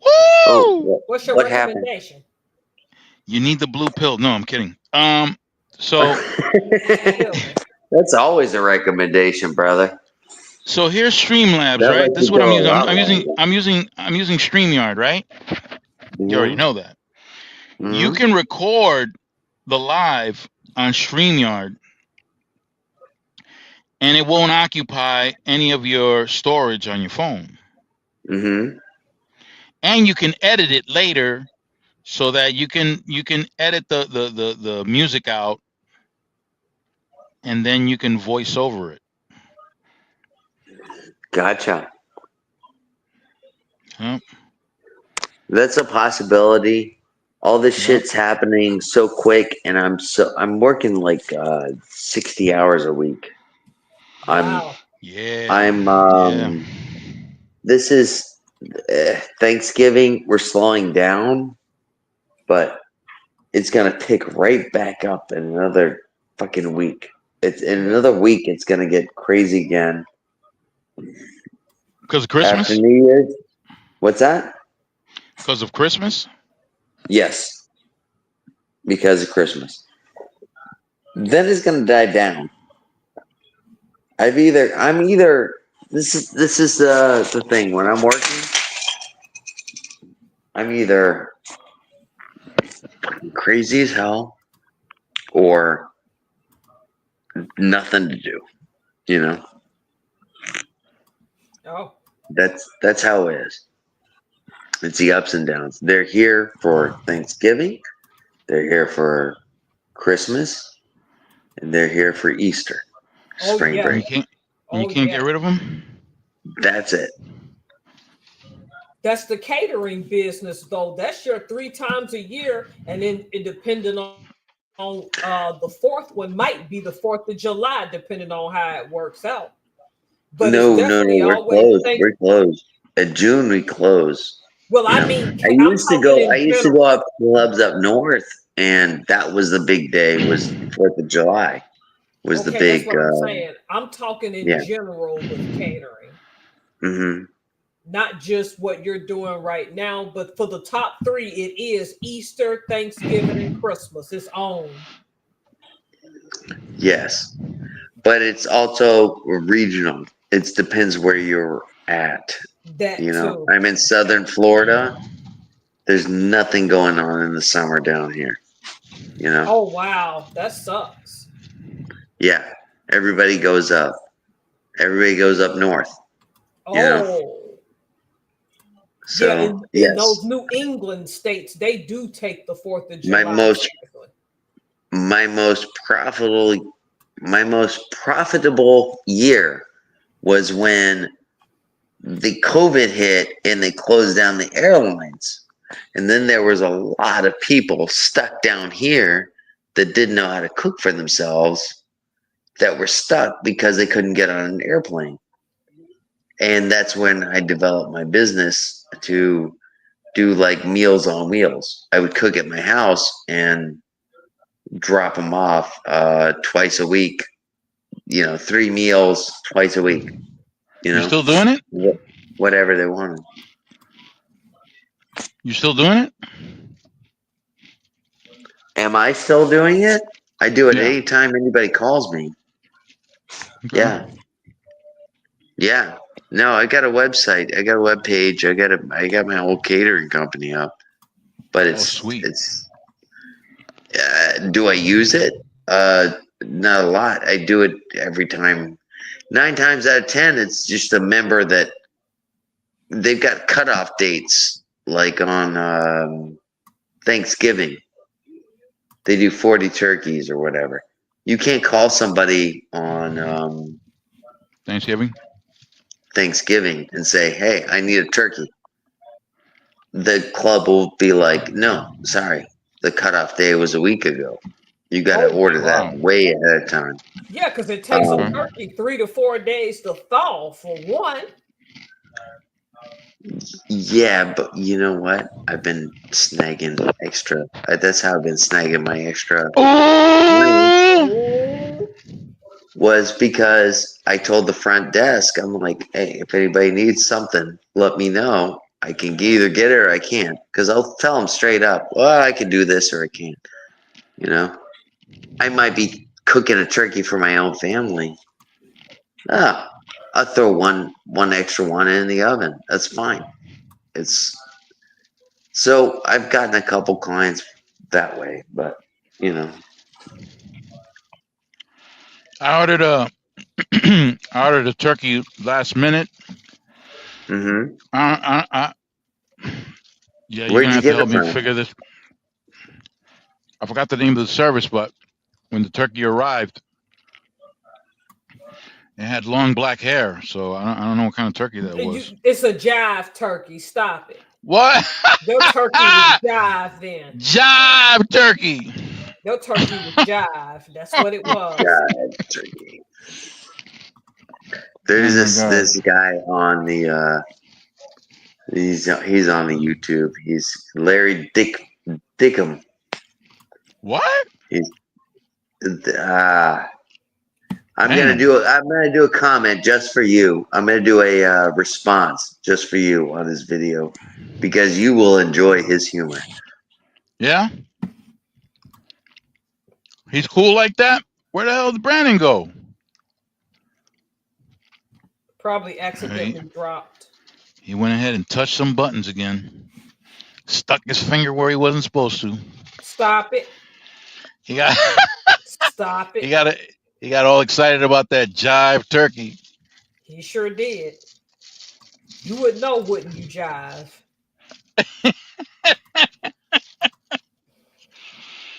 Damn, Brandon, why you do that?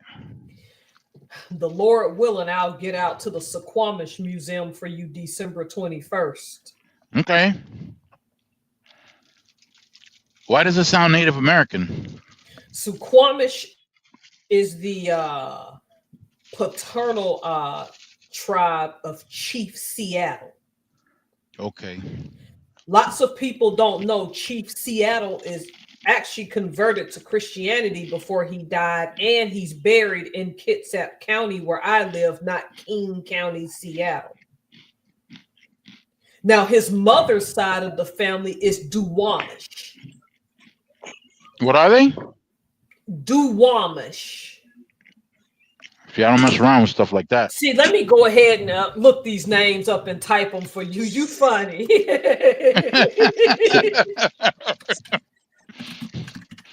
Can you hear me? Yep. Yep, loud and clear. Okay. Lima okay, Charlie. Good. So good. Sorry about that. I don't know what happened. Stuck your finger in the wrong hole. I've done that quite a few times in my life. Oh, wow. Y'all too, man. Oh, my goodness. You know what I'm saying? All right. Now you're going to have to excuse me for a minute. I'll be right back. All right. Duwamish, okay. Suquamish and Duwamish. Yes. What the heck? He was Suquamish on his dad's side and Duwamish on his mom's side. And they got along? Well, yeah, because it was just across the water. So when the settlers came,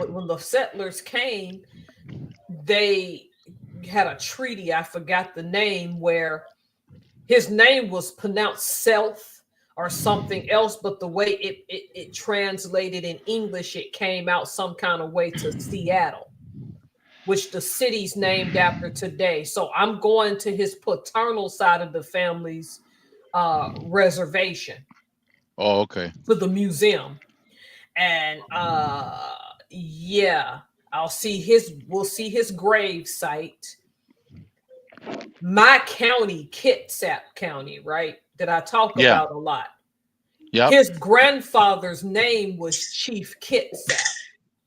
Okay. That's where that name comes from. Yeah.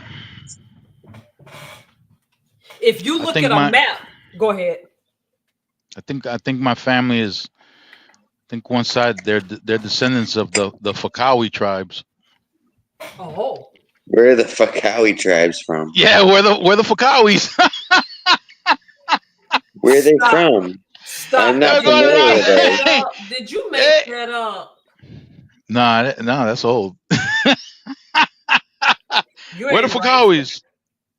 Where the F are we? You need to stop it. You think nobody catch that? You're not being good. Hey, Burns, you're acting up. What? You're acting up. Are Are you talking about like the pizza made from Famunda cheese? The Fromunda cheese. Yeah, you ever had that, Professor? No, Oh, but I can smell BS when I smell it. Well, that's what it big smells like. BS. Oh yeah, I walked into that one. Cause that cheese is from under someplace. Oh wait, I'm gonna leave that alone. I know you don't like it when they don't use the hand towel. Stop it.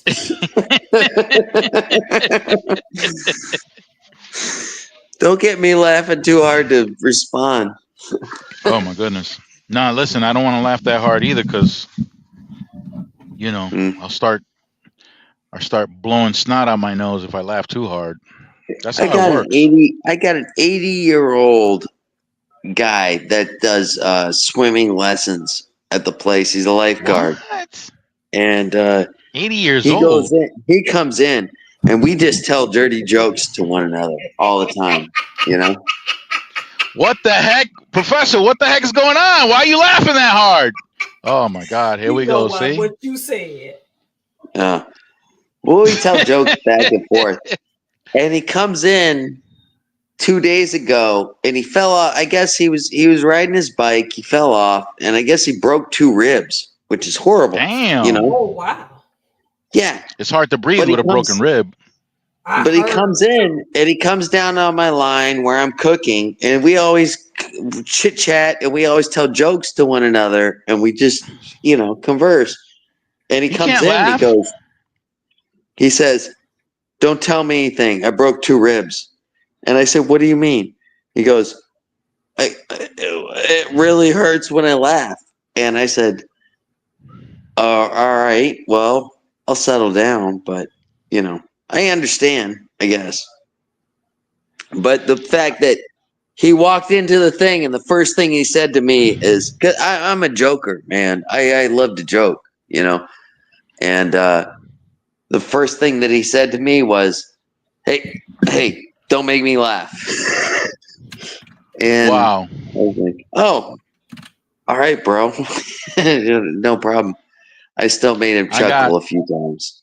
I got kicked out of my homeboy's hospital room. He got shot 5 times. Jesus. On purpose? Yeah, on purpose. Well, it's either purpose or accident, I got kicked the hell out because I was saying some stuff that made him laugh, and it hurt. Yeah. No, yeah. No, it does. It sucks.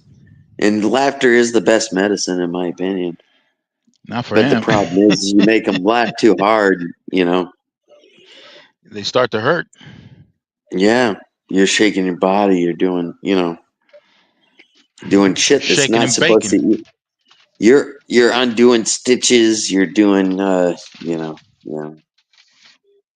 think he sharted on himself too. He was laughing so hard. That happens, randomly.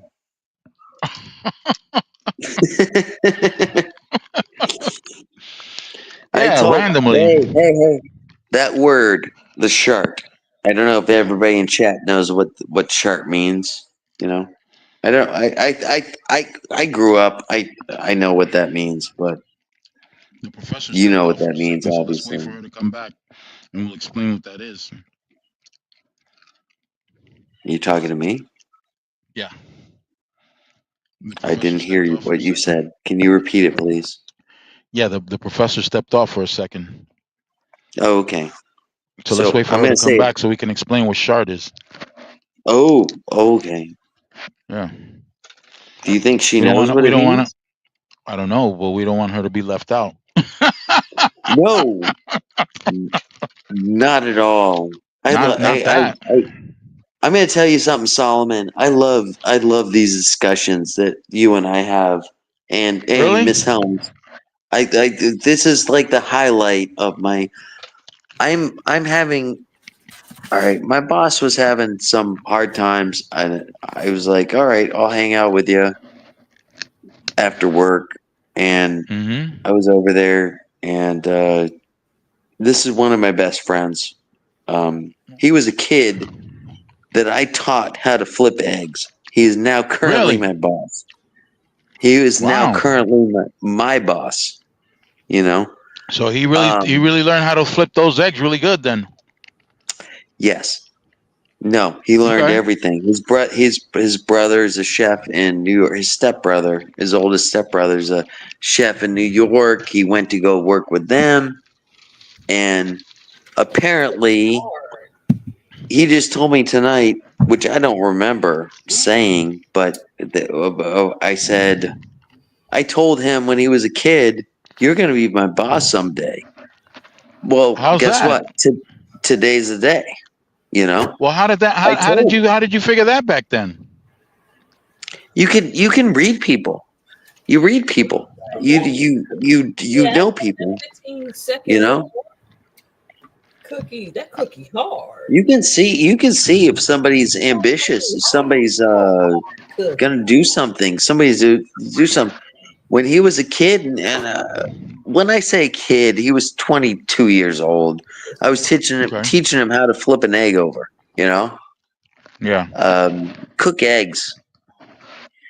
And he was a waiter. You can't get in the kitchen in my club because somebody's got to die before there's a position available. Oh wow! Nobody's leaving this place. It's that sought after. Okay, I got you.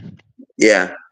I don't know why. I don't know why I'm expressing being surprised about being able to read people, because I've been able to read people. Usually, when I said something stupid, I knew they were going to kick my ass. I read that. Yeah, especially when he said, "Hey, your mother liked it last night." People don't respond well to that for some reason. Yeah, I don't know what the big deal is. Yeah. Hey, Professor, you back? Yeah, I'm back. Hey, Professor, you know what a shard is? No, I don't, but I know you're about to say something smart, so let's get it over with. That's when you fart. Go ahead, sir. Explain it. That's when you fart and it comes out wet. Oh, the shards. Okay, those. Yeah. So I'm with my 12-year-old daughter, and she says she farted or whatever. And I was like, "Oh, did you shart yourself?" And she says, "What does that mean?" What's and that? I said, "What is that?" And I explained it to her. I'm straight up with my kids. Like I said, I talk like a trucker. I don't. I said, it means you shit your fucking pants. Oh, there it is. You gotta break it down. And she just starts giggling and laughing, and she thought it was the funniest thing in the world. So now, that's why my daughter's so direct with me. You know what I mean? We're on the same page. That's how I raise them. I don't care. You know what? You got one life to fucking live. Make it a happy life. That's my opinion on the whole spectrum. Go ahead, Solomon. Sorry. I embarrassed the hell out of my kids. Oh, me too. That's why your baby didn't want you at that surgery too. Yeah, my 12-year-old. Yeah. You gotta. He wasn't having it. Yeah, you gotta tell Brandon that story. So we go see the surgeon that's going to do the surgery on my 12-year-old. Wait. You got to recap. Why is your daughter going to the surgery? He's got to go into surgery for some. Son. Sorry. Yeah, my son, for something that he was born with, so they had to correct it. Mm-hmm. So I'm in there, being myself, and I was making statements, saying things, and my son was embarrassed to all hell. Yeah. He told my wife, I don't want Dad in there. Whoa. Yeah. No, I get that with my kids too. I get that. My wife understands it. That's why I married her, because she understands that I'm out there and I'm gonna start a fucking conversation with. I'll walk over if there's a guy sleeping on the side of the road. You know, homeless guy. I'll go over and start talking to him. You know, Yeah. I'm very social butterfly, I guess you could say. I forget who it was, but when I meet people, I get very close. You know, I hug people and whatnot. I don't know which one of my sons it was, but I hugged the person and I backed off and I said, "Hey, by the way, that wasn't my leg," and my son was so embarrassed. See, if you did that to me, I'd be chuckling. I'd be like, because Right. I don't know. In the kitchen, we're really it's really just a fuck you fest the entire time Wow. when we're cooking. Wow. Not in a bad way though. It's in an endearing way. You know what I mean? Yeah. You know, like, hey, Yeah. good job, but my fucking 80-year-old grandmother moves faster than you, asshole. Oh You know? shit. Like the movie like Full Metal Jacket, when the drill sergeant told him Ooh, one of my favorite movies in the world. yeah, he said you climb obstacle courses like old people fuck. Yes. Oh wow! Exactly. That's exactly. That's the type of shit we throw around, but we do it to each other. Like my. Oh shit! I'm getting loud. I'm sorry. I was invited over to my friend's house, and I'm Yeah, don't get loud, here. man. Yeah, I don't want to wake him up, but you guys are making me loud. But yeah. Yeah. Hey Brandon, what about when the drill instructor this one line killed me. When he went up to Private Pile and told him, Private Pile asked him, "Did your parents have any children that lived?" No, my favorite was there. It was like, how tall are you? And the guy said 5'3". 5'9". He says 5'9". I didn't know they stack shit that high. Oh man. Oh wow! The killer for me was that one line, man. Did your parents have any children that lived?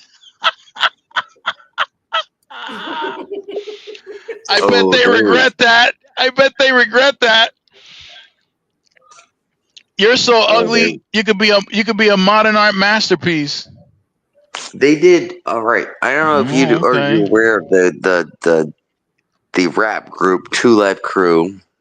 Yeah, of course. Okay. Well, they were a South Florida rap group from Miami, and but they took a cut from that. Me love you long time. Yeah, boom boom long time. Yeah. Well, they made their whole song "Be So Horny." It was I but that cut was from it. That's from that scene, yeah, when they first arrived in Vietnam. Yes. And the dude snatches his camera. I'm really into the Vietnam. Well. Uh-oh. There he goes, sticking his finger somewhere. Stop someplace it. odd. Stop. Did your parents have any children that lived?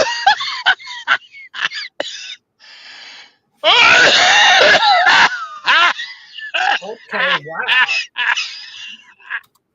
Yep. Stop it. Stop it. I bet they regret that. Stop. Oh my God. You stop it. He said, "You're so ugly, you could be a modern art masterpiece." Wow. Oh, wow. That's messed Yep. up. Man, I mean, how do you survive something like that? That's a good question. It's so funny that my nephew and I, the one that's in the Marine Corps, Right. we keep reminding each other about those scenes in that movie. Right. That shit is hilarious. Oh my god. I ain't never heard of the stuff that came out of that man's mouth in that movie in my life. Wow. You better square your ass off and start shitting me Tiffany cufflinks. Wow.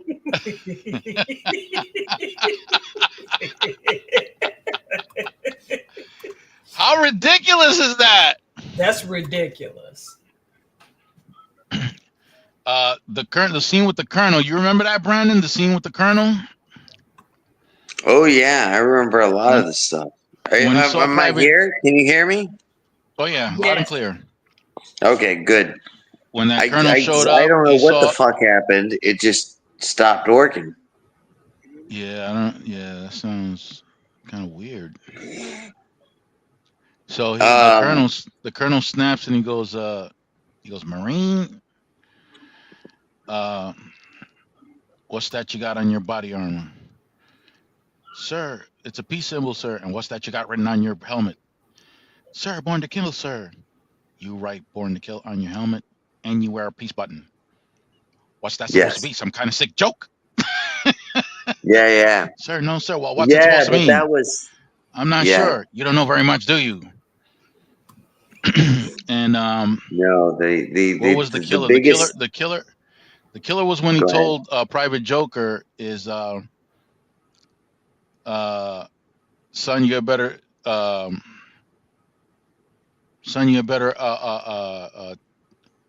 think it was wire or son, you better tie your head on to your body tight or I'm gonna take a giant shit on you.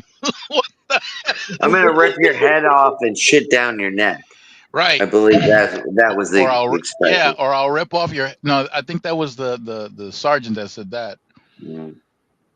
Let me see. Where's my other phone? This part was back there. Well, the sergeant was he was one of my favorite actors of all time, and he was actually a drill sergeant.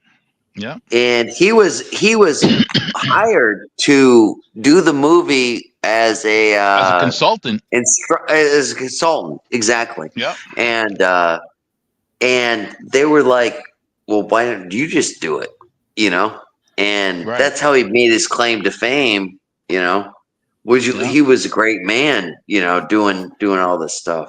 They had another movie called Saving Silverman. I don't know. Have you watched that?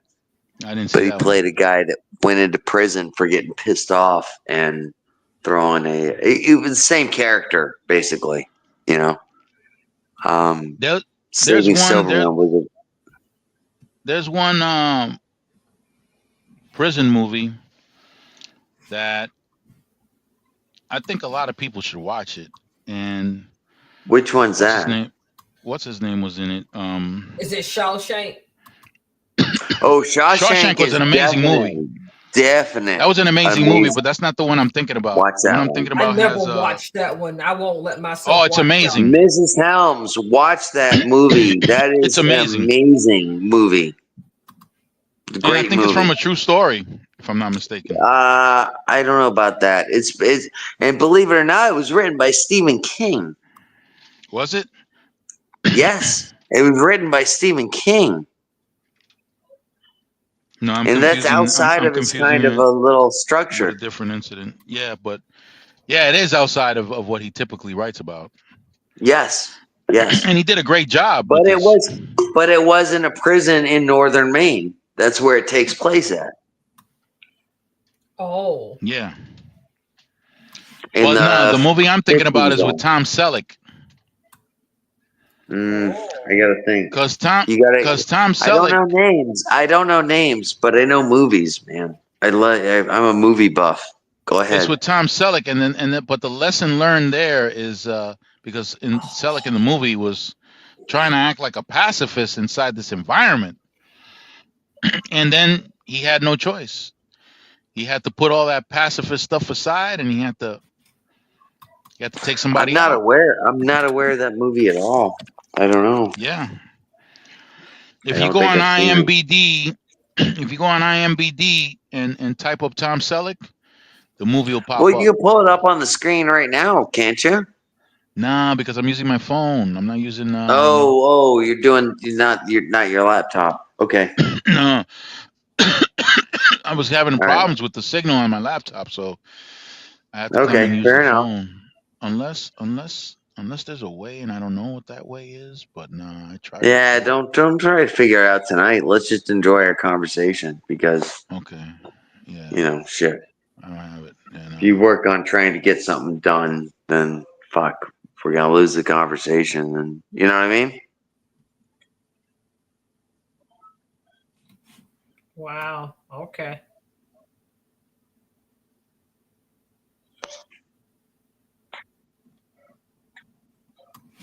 Ooh. Okay. What happened to Mr. Burns? I think it was like 3 shots of tequila and Stuck my finger in the wrong hole again. See? That's what it was. Okay. He found a hole he could poke. Yep. Sure did. It was the right one, man. Yeah, because I poked the wrong one. Yeah, All I heard was complaints. Whenever you poke the wrong hole, things go downhill, you know? Yep. That's scary. Yeah. That's scary to me. That's life. That's not scary. That's just life. That's what you just gotta navigate through, you know? Why doesn't my proctologist understand that part? That's the part I don't get it. You know, I went to my proctologist the other day and I said, hey, please take your ring off. It's a little uncomfortable. And he said, that's not my ring. That's my watch. Oh. Oh, wow. Yeah, see? One of Old those man bulky jokes. watches, right? Old man jokes. It wasn't a Seiko either. It was one of those big bulky watches that the kids wear today, huh? With a lot of diamonds. Who a lot the of fuck gemstones. Hey, when you get a proctology exam, okay, just make sure he doesn't have both hands on your shoulders. All I right. already went through that. Yeah. I asked the doctor, hey, what's the pressure? And when I looked up, he had both his hands on my shoulder. I said, you know what? You don't need to answer that. I figured it out. I just don't like when he uses that jelly and it's all cold. Oh. I just wish he would wish he would warm it up a little bit. No, I had to get I actually had an ulcer 1 year and they actually she actually warmed it up before she slapped it on. And I was like, oh wow, this is cool. You know? Well, mine was too cool. Yeah. Yeah, no. I've been with my wife when she's got to get an ultrasound. They got to slap all that shit on, and it's ice cold. And I've been through many babies with her, and yeah, it sucks for her, you know, because it's ice cold and it's like slap, you know. When they did with me, it was, yeah, I don't know. I don't give a I was just thinking about that. I was just thinking about the feeling of that cold jelly back there. Oh no. It's weird and it doesn't wash off very well. You know, you can use soap. You can use soap after you've had a what do you call it? The what do you call it when you scan a baby? The ultrasound. Ultrasound. Thank you, love. When you get the ultrasound, they slap you up with all sorts of jelly. Yeah, and all stuff that like jelly, that. the jelly, yeah. Yeah, it's a bitch to clean off, you know. Yeah. This how he said it, like, oh yeah, that old nasty jelly. Hey. Yeah, well, it's nasty because you got to ride home and you're sitting in your clothes and all that shit's still on you. And every time they break, you slide. Yeah. No, not that bad. No, unless you're driving. Well, then they got carried away with me. Then if that's the case. Oh Well, hell you. For you, they were like, hey, look at this silver hair. Let's get him. They said my booty hole brown. That's all I heard. Oh wow! Thanks for that. You like that visual, Miss Ellis? Oh, not really.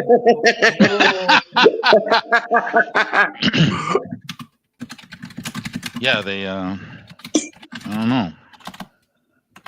Oh shit! I had my notes. I had my notes. I wanted to ask Miss Helms, and I've got her on live now, and I don't have my notes. What? Shit. Yeah. Wait a minute. You had some questions for me, didn't you? Oh, I got questions for you, and I got questions for Miss Helms. So. Okay. I don't have the paper, and I'm. Oh, my questions are on there too. Oh fuck yeah, man! Shit, I got questions for you every time you make a comment about anything, man. When you make a, just simply like when you said, "Oh, I got to make sure I'm in gear when I'm going across this." I didn't understand what the fuck railroad. You meant. On the railroad tracks. Yeah, right. Now you know exactly what I mean. But I was like, why? And you were like, you got to be able to get the fuck out of there if you got to. And I was like, oh, that makes a lot of sense. So, yeah. Well, here's the thing, right? When you're in, because all these trucks are all automatic now. But when I started driving, there were no automatics. So it was all manual. It was all manual. So they wanted to make sure that you understood. Once you get in gear and you're crossing the track, you don't want to shift gears because you don't want to make the mistake of getting into neutral and not being able to get into a gear while you're on the railroad track. You want to be able to stay in gear. No, that makes a hell of a lot of sense. That makes a hell of a lot of sense. Oh yeah. And I understood it as soon as you said it because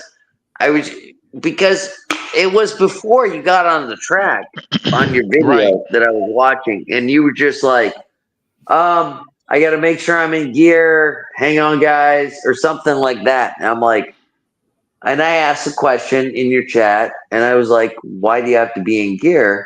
And then when you explained it, when you answered, I was like, oh, yeah, that makes a fucking hell of a lot of sense. Be able to either gun it, or if you have to, be able to gun it. I was in San Antonio, and there must have been a malfunction with the arm that comes down and prevents you from crossing the track. It didn't come down.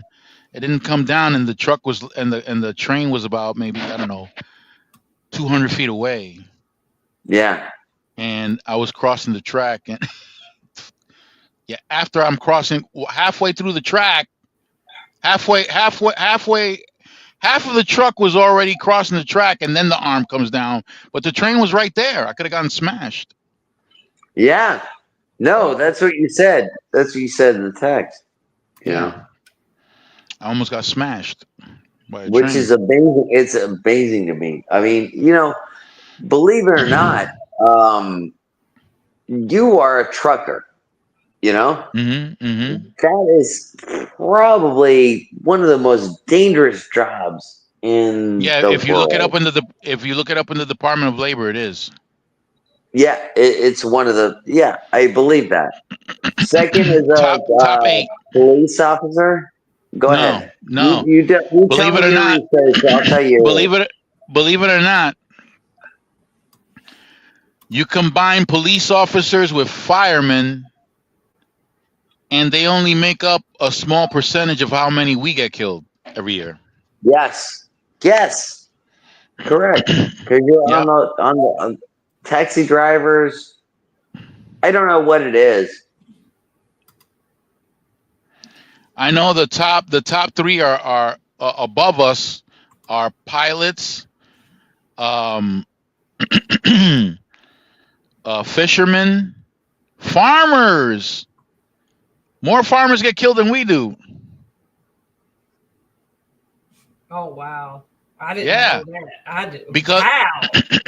the Snake equipment, bites? Oh. no, the equipment, the chemicals, and the animals.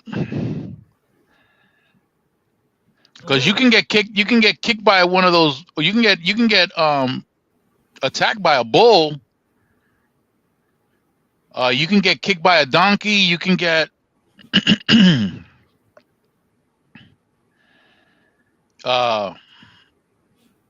you can get attacked by a predator while trying to preserve your wild or your livestock. Like a cougar? Oh, okay. Yeah, cougar, coyotes. I don't know wolves. how snake bites wouldn't factor into that because you think No, snake bites might. Absolutely. Well, I learned a lesson while I was in Louisiana. Ooh. Okay. Yeah. So I'm in Louisiana. I'm in the upper part of Louisiana because I'm headed over to Dallas. Right. So I'm on I-20, and I detoured because I had to go to a truck stop, and I'm up I'm up at this rest area. Right. So I'm in the rest area, and I'm wearing open-toe sandals. Oh. Exactly. And I'm walking. It's nighttime. Oh, and I'm walking. Smart. No, it's not smart at all because I'm walking aimlessly in this grassy area, and then I see the signs. Ew. Poisonous snakes, not just snakes, poisonous snakes. Yep. And I said, holy shit. And I just walked across this thing, and I got to walk back. Oh, hell no. So I learned my lesson. So, and I know the importance of why these guys wear boots all the time, these cowboy boots. And the best cowboy boots are made out of snake skin. Yep. Because it camouflages, yeah. And not only that, the snakes can't penetrate the snake skin. That too. So now I understand why they walk around with boots all the time. Because typically when they attack, they're low on a low level. Skin or iguana skin? That were the boots. That was the last I heard. I'm sorry. The boots for the snakes. Yeah, snake skin boots. Yeah, they're sharp. Alligator skin boots also. They can't bite through that. I don't know. I missed the last, I guess, couple minutes. Sorry. So I was talking about this one time I was in Louisiana on I-20. I detoured to go to a truck stop or a rest area. Well, I wound up at this rest area, and I parked, and I walked across this grassy area with open-toe sandals. Yeah. And I'm walking aimlessly. I'm not even paying attention to anything. And then finally, I see some signs that say poisonous snakes. Be careful. Yeah. Caution. Poisonous snakes in the area. I got that. Yeah, go ahead. Yeah, so I I had to walk back to my truck. And it wasn't a comfortable. It was not a good feeling. Put some shoes on. Yeah. Boots. Yeah, we got. You got water moccasins down in Florida. Water moccasins. Yeah, I actually got chased home from school. Walking home from school. I'm in a kind of a rural area. Got chased home from school by a water moccasin because they're aggressive snakes. They will chase you too. Yep. Yeah, and just walking down the canal, and I literally had to jog to get away from this little fucker because it was moving that fast. Yep. He jumped up, and he didn't like me walking by the canal that he was his home, I guess, and I jogged a little bit, so. But I've seen coral snakes are one of the most deadliest snakes in the world. I've only seen them 2 times in my life. Me growing up in South Florida. Me too. They don't like being bothered with people. They're very elusive snakes. And they that's like to. They keep yes, it is, especially because they're the most poisonous snakes. But they're little tiny snakes. The one time was I was sleeping over at a friend's house across the street, and they'd built a tree house for him for his room. You know? Oh, that makes me nervous. Walking under trees in Florida. What's that? Walking under trees in Florida makes me nervous. Florida tree houses are just. Yeah, but don't snakes climb on trees and hang out and stuff and just drop on people and bite them? Oh yeah. I've got another story about that. But yeah, see, that's why I don't. That's why I get nervous walking on the trees in Florida. No. Yeah. Yeah. They drop right out of the trees. They see what I mean? They live wherever. My favorite thing was I was probably at 14 years old, and my brother walks out of the back porch, and all of a sudden I hear this blood-curdling scream of agony, and I come running out. I'm going, what the hell is going on? My brother opened the screen porch door, and this snake, it was a corn snake, which is in our area is it's just a rat snake. It just eats it's not a venomous snake or anything like that. It's actually a helpful snake. It eats the rats, it eats the mice, you know. Yeah. And but apparently it was on the door, and when my brother opened the door, it just landed right on his head, and he's got the snake on his head, and he's screaming bloody murder. And I was across the street, and I was like, I came running because I thought, what's that? Did it bite him? No. It just landed on. I mean, just imagine opening a door, going out into a pool area, and all of a sudden this freaking snake drops on your head. It's about 2.5 foot snake. It wasn't that big, but still, just for it to drop on your head. Yeah, I mean, I would have been swinging like I was in a Pentecostal church, man. Oh, he was screaming like and I came running back. I was at the front. I was doing something else or whatever, but I came running back because the blood-curdling scream that he yelled. Yeah, hell yeah. And I came running back like, oh my God, my brother's dying. And it was, turned out it was just a patch of snake dropping on his head. Oh my God! Yeah, I can imagine. Oh, he was.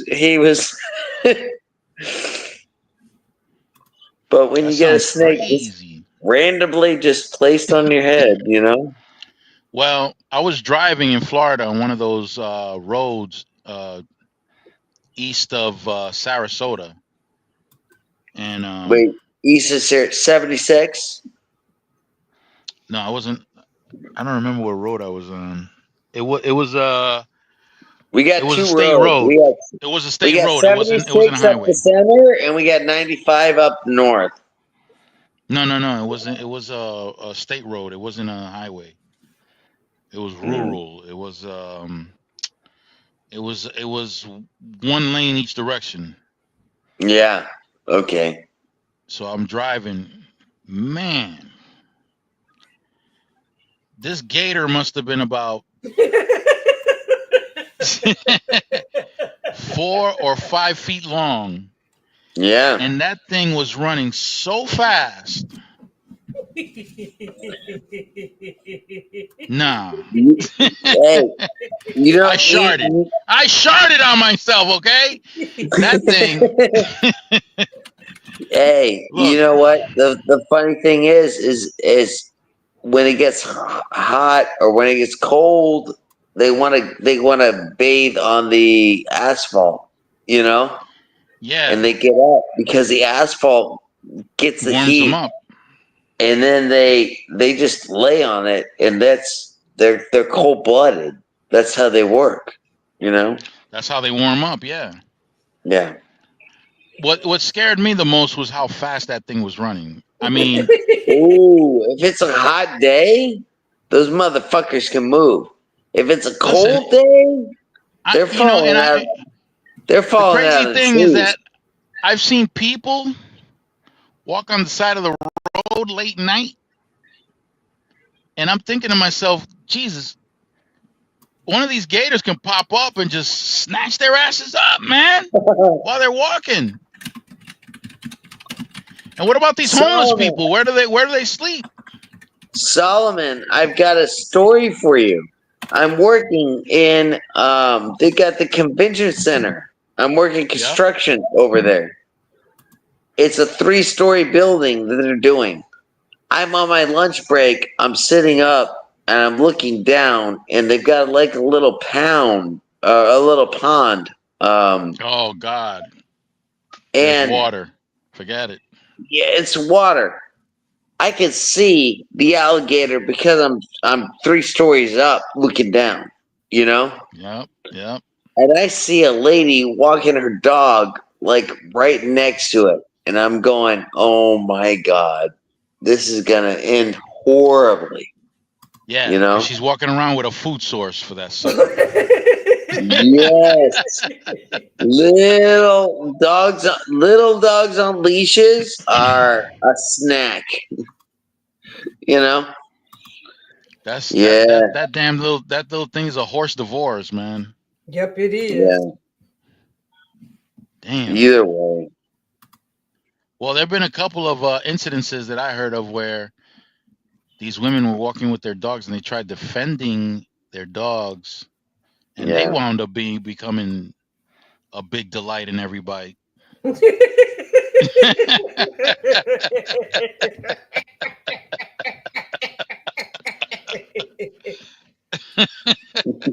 A big old delight in every bite. You got me going. Hey, I mean, listen, I don't even want to hear it anymore because as fast as that thing moved, when I saw that thing move that fast, it was a wrap.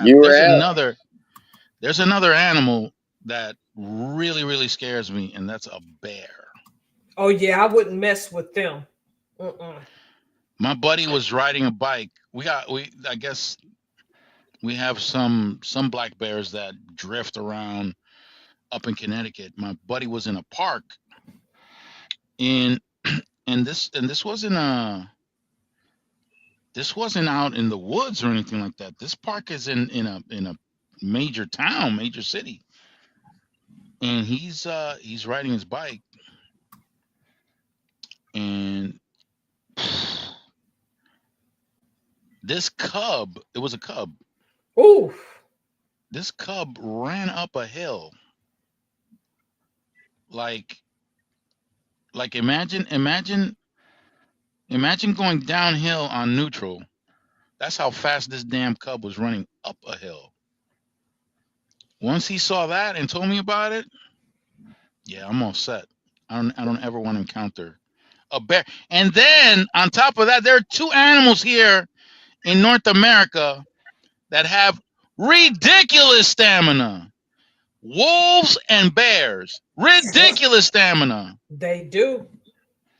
They do not tire. They will run down their prey. They don't care how long they have to run. Yep. And we can't run anywhere near as fast as those suckers. Nope. I'm thankful I've never had to deal with those. Me either. I almost hit a whole family of bears in Pennsylvania. Oh wow. They crossed the highway at night, and all I saw was dark shadows running across. I almost hit one of the cubs.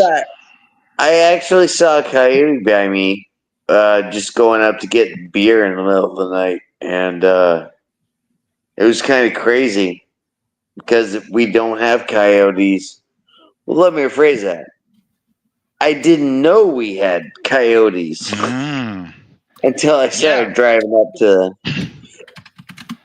Up in Connecticut, I saw a coyote near my house, but the thing is that coyotes usually aren't alone. So I'm thinking, damn, if that coyote was out there late night, and there are a lot of times I have to go because I'm not in a urban setting. Every coyote I saw was alone. Really? They're usually not alone. Yeah. They usually have like 3 or 4 other coyotes nearby. Because what they do is that may have been the case, but they just weren't in the situation I was in. Yeah.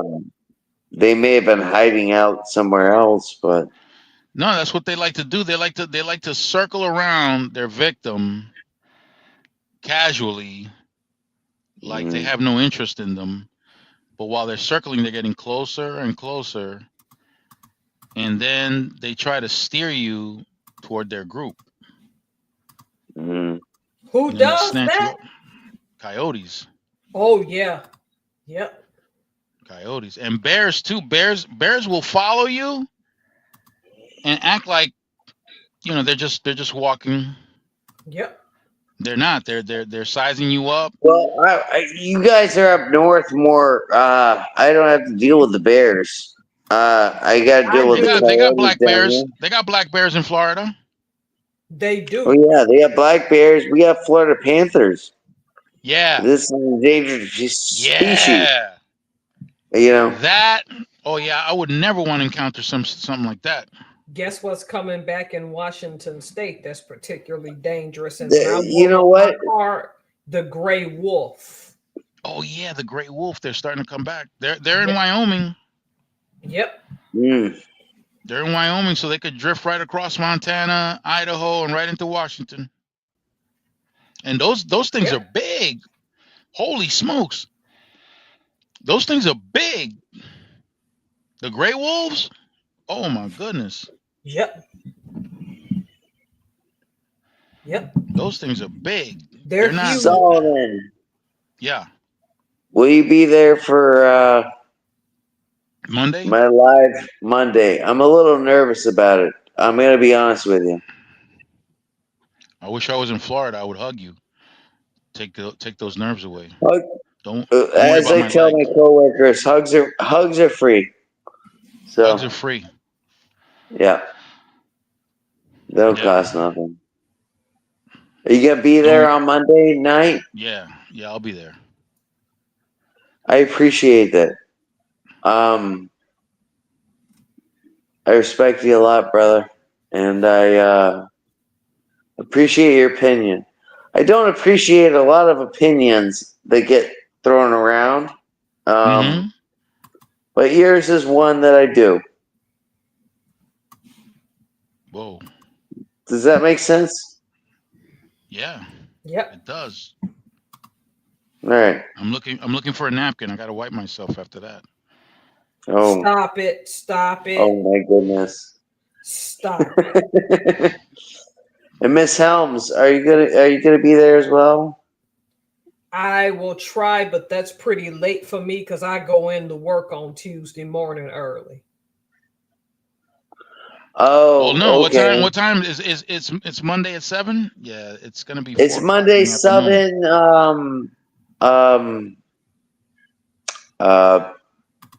Atlantic time. Atlantic time. Yeah, so it's gonna be like 4. It'll be 4 p.m. for the professor. Oh yeah, that's right. I keep forgetting the time zone. I can watch a little of it. All right. Well, my co-host is Miss Auntie Mickey, and she's gonna be running it. She's gonna be reading the chats and stuff. Because you can't cook and keep reading the chats. No, you gotta have somebody there reading it. Okay. So I'll type in some crazy shit. Yeah. You type in whatever the hell you want, and I'm instructing. I don't give a fuck about the haters or whatever, the trolls. Oh yeah. That does not hurt my feelings one bit. I'm like, I kind of laugh at them, you know. I have fun I'm with like, yeah. trolls. Oh, I do. That's Solomon. That's why I Yeah. love coming on here so much. Because yeah, it's like, yeah. Oh, well, your mother didn't say that last night. Exactly.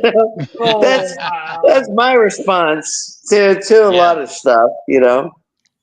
It's But like it's like that I joke with grew the up. Little Rascals. You know the Little Rascals, right? Right, Brandon? Oh yeah, Alfalfa. You What's your remember? favorite? What's your You remember? favorite Rebel Rascal? It's Spanky. Well, you heard about what happened to them in school, right? What's that? So Wait. Now I gotta pay attention. I gotta listen. yeah, you What's got to pay going on? attention to this one. This is big right Yes. here. This Yes, is sir. I'm ready. I'm ready. so the teacher tells the kids to make a sentence with the words that she gives them. So she tells Alfalfa to do a sentence with the word train. So he says, um, so his parents took a train from Washington, so on and so forth. Hmm. She gets to Spanky, and she tells Spanky, Spanky, I want you to um, do a sentence with the word boat. And, kicks one out. He goes, she gets the buckwheat. And the words have been getting harder. So she tells Buckwheat, Buckwheat, I want you to I want you to do a sentence with the word dictate. And he said, uh, Darla told me my dictate good. Oh no. Oh wow. That is horrible. Sorry. That's bad. That's real bad. Sorry. You Sorry about really that. acting up today. Today's one of those days. I don't I'm know glad why. DeAndre didn't catch that. Man, oh, listen. You might catch it on the rerun, on the replay. I don't know. Yeah, today's one of those days. I mean, I had some ramen noodles and I put olive oil in it. So I'm feeling a certain kind of way today. Oh yeah, we can tell. Matter of fact, I think I'm gonna do it again. I think I'm gonna do it again. Yeah. You know how healthy that is with all the sodium. Not really. No, you know what I do? And this is a big reveal. If anybody is listening to this and they're a truck driver, this is what I do, okay? This is a secret. This is top secret right here. This is like oh shit. What happened? Can you hear me, Solomon? Yeah, I can hear you right now. I got a big reveal, Brandon. You ready? I think you froze. Did I freeze? No, you guys froze. Who froze? Brandon froze. Professor, you didn't freeze, did you? Oh no, No. I'm here. Okay, yeah, I think Brandon froze. Brandon's right there. Look, can you see him? Got his head popping up. He looks like a turtle. Look. Why you messing? So this is a big reveal right here. This is like culinary secret number 506. Um, in fact, you have to have a certain clearance level to get this kind of information. So what I do is at the truck stop, they sell hard-boiled eggs, right? Already, without the shell and all that. They Right? sell them in four packs. These little cups. Usually they put the fruit in those cups, but in this particular case, they got the eggs. So they're boiled eggs. So what I do is because they're cold, I don't like eating cold eggs. So I'll take the eggs out of the case and I'll put it in a large cup and pour hot water, like the hot water they use for the tea. I'll pour it into the cup. That way the eggs get hot. And then what I do is I got my bowl and I prepare my noodles in the bowl. And, I put the hot water and the packet of seasoning that it has. And then I take the eggs after they've been warm. I put it inside the noodles. And then I take olive oil and pour olive oil into the noodles and the eggs. And sometimes I'll put the pink salt, but I really don't. I try never to use salt when I use the seasoning in these packages because they're super high in sodium. And then after I eat, I'm satisfied for like a whole week. I don't have to eat for like a whole week. Oh, okay. Yeah. Got another top secret, high clearance formula with my coffee. So I take coffee. I usually do a blend of decaf and regular coffee because I'm caffeine sensitive. So you already know. You see how I behave. That's because Yep. I OD'd on some Odium. So with the caffeine, the mixture of decaf and caffeinated, I fill my thermos. This is Army issued thermos, by the way. So I take my thermos and I put in my half and half. And if they have sugar-free vanilla, I squirt some sugar-free vanilla in there. And then here's the secret part. This is the part that people don't know about, right? So I take the. What is that? Bugging out. Hey, there we go. Let me get Brandon. That sounded like an alien tap.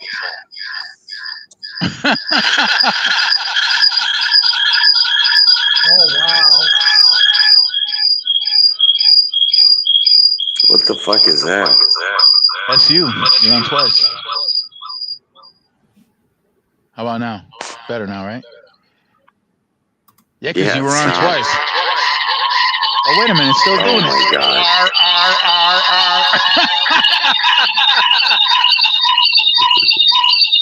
Let me see if I can. Oh, because you're still there. I feel like I'm on mushrooms. What the heck?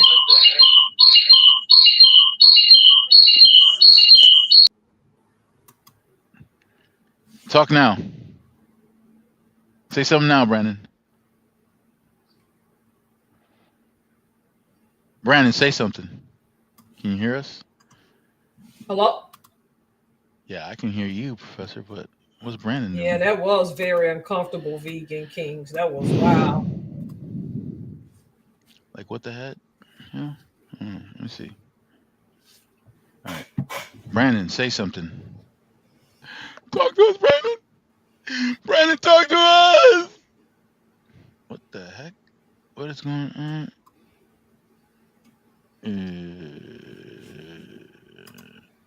You're funny.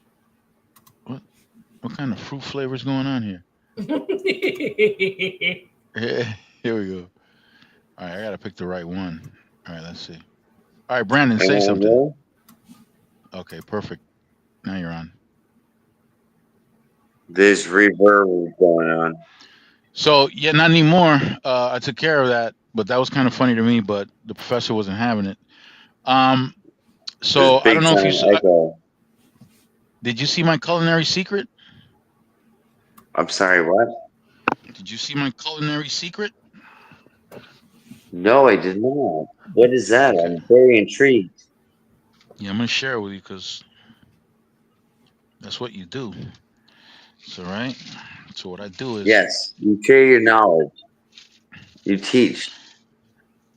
Yeah, you have a high enough clearance to be able to get this top secret information. So I'll break it down. Wonderful. Yeah, you could even prepare it yourself for your customers. Check this out, right? So information should be tough. Just to keep, secret. Just to keep the cost down. Everything. Yeah, this is top secret. I don't think. Hopefully, nobody stays on the video long enough to be able to see this. So I'm gonna share it right now because it's so late into the video. You share with me, brother. Here we go. So to try to cut the cost down, because if you order food, all right. So two things. One thing is the cost. So if you buy a meal, it could run you anywhere Yeah. between $15 and $20. One Oh, if meal. you sit down at dinner, yeah. No, it's not even dinner. It could be a breakfast, and it'll be between $15 and $20 out here on the road. They take advantage of these truck drivers. So I can make a meal for $3 that feeds yeah, four people. I think the meal I'm making is right around $3. I think so. Mm-hmm. So what I do is I get a pack of noodles, right? And Mm-hmm. it comes with a pack of ramen of noodles. seasoning Yep. inside. Yeah. So I go in with my bowl. Very high in sodium, though, just so you know. Yeah, that's exactly what I said earlier. You weren't here for that one, but I did mention No, the I must sodium have blanked content. out. I blanked out a few times. Yeah, you was out, man. We got concerned. So we had the bowl. So I got the bowl, right? What I like to do with the noodles, this is a little jailhouse trick. You take the noodles and you smash it up. That way the noodles aren't so long. Yeah. And then I pour the content in the bowl and then put the seasoning in the bowl, which is like what you said, is very high in sodium. And because it's high in sodium, I don't add salt to the other part that I'm about to explain. Yeah. They sell hard boiled eggs in a container, a plastic container. And once you take the lid off, once you take the lid off the plastic container, I take the it usually comes in packs of 4. So I take the 4 eggs and I put it in a coffee cup, a large coffee cup, because I don't like cold eggs. And then I pour the hot water. That's the hot water. That's for you making tea or whatever it is that you got going on. So I pour the hot water in the cup, and I let the eggs get warm with the hot water. And then what I do is, after I'm done preparing the noodles, I'll put the eggs inside the bowl with the noodles, and then I add olive oil. So I don't add any pink salt that I usually use because of the high sodium content in the seasoning. And then I tear it up. Here's a fork that I use. It's all forked up right now, but I use this fork to. I honestly can't see you. Oh, open your eyes. Here, look. No, I can't. I can't see you. I can hear you, but my screen is dead. Oh, so okay. So that's what I do. That's like a top secret trucker recipe right there that I invented. Oh yeah. Yep. Hey, I've got a question for you. Now, excellent. Now, have you ever heard of cooking on the hood of your car? Yeah, I have. Not on the exact hood, but on the engine. A piece of salmon and throw it out on the not on the hood, but on the engine, because the engine gets hot. Yeah, on the engine. Yeah, that's what I meant. Yeah. Oh yeah. You can do that. I mean, most of us won't do it, but because that's more like a survival thing. Yeah. Well, my brother had a guy. He's a firefighter. These guys could do 24-hour shifts and whatever. Mm-hmm. One guy said, "Hey, I can cook salmon in the dishwasher," and he put what? Yeah, you can cook salmon in a dishwasher. You can cook fish in a dishwasher. I don't know. That sounds fishy to me. I don't know. Very fishy. Correct, sir. So, well, I guess that. Well, the temperature, because the temperatures in a dishwasher, a home dishwasher, get up to the temperatures that are to sanitize germs and stuff like that. But they get it up to the perfect temperature for a salmon. Okay. I didn't know that. Okay. Exactly. Okay. Exquisite. You said it correctly. Am I gonna cook my salmon in a dishwasher? Exquisite. Let's just Oh, think wait a of minute. it. That sounded personal right there, Brendan. What the hell was that? What kind of noise were you making? Holy smoke! I don't know. I heard some funny I don't know. noise. You're echoing me. You're echoing me. No. I heard you. I heard you making some sounds there. I got a little nervous. Oh, that was my disapproval for cooking fish in the dishwasher. Oh, okay. Probably. No, because I heard something. It sounded like some OnlyFans episode or something. I don't know. That thing was going. No, that's later tonight. No, that's later tonight, buddy. So. Right on, man. Right on. I guess one of the firemen, because the firefighters all live together. They got their own little kitchen and everything. And this guy just like literally laid a side of salmon on top of the dishwasher rack and ran it. And yeah, they've been dealing with the rotten salmon smell for the rotten salmon. month. It did not work out. No, I bet it didn't. Now I can understand if they had to put it in a plastic bag, a Ziploc bag or something. It would have been it would have been the same process as sous vide, I guess. But yeah. Damn, rotten salmon. Oh my god. Yeah, that's not fun. Rotten fish is the worst smell in the world. Did I tell you about what happened to this deaf lady at the supermarket? Oh no! Please explain.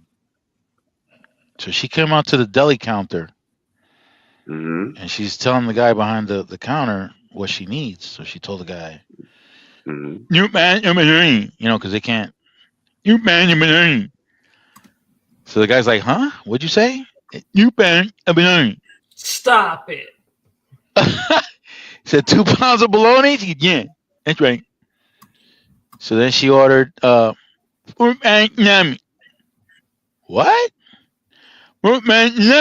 She's getting frustrated. She goes, oh, okay, 4 pounds of salami. Yeah, that's right. So then she asked for beef man. Oh Lord. And he said, what? Beef man. Oh, macaroni. No. Beef man. Oh goodness. Yeah, and he said, ma'am, I'm sorry, I don't understand what you're saying this time. You're gonna have to help me. So she lifts up her dress and she starts fanning herself in between her legs. And when the smell came to the guy's nose, he said, holy mackerel. And she goes, yeah, move on. Stop. Oh. My booty hole brown. There it is. Dude, that's so nasty.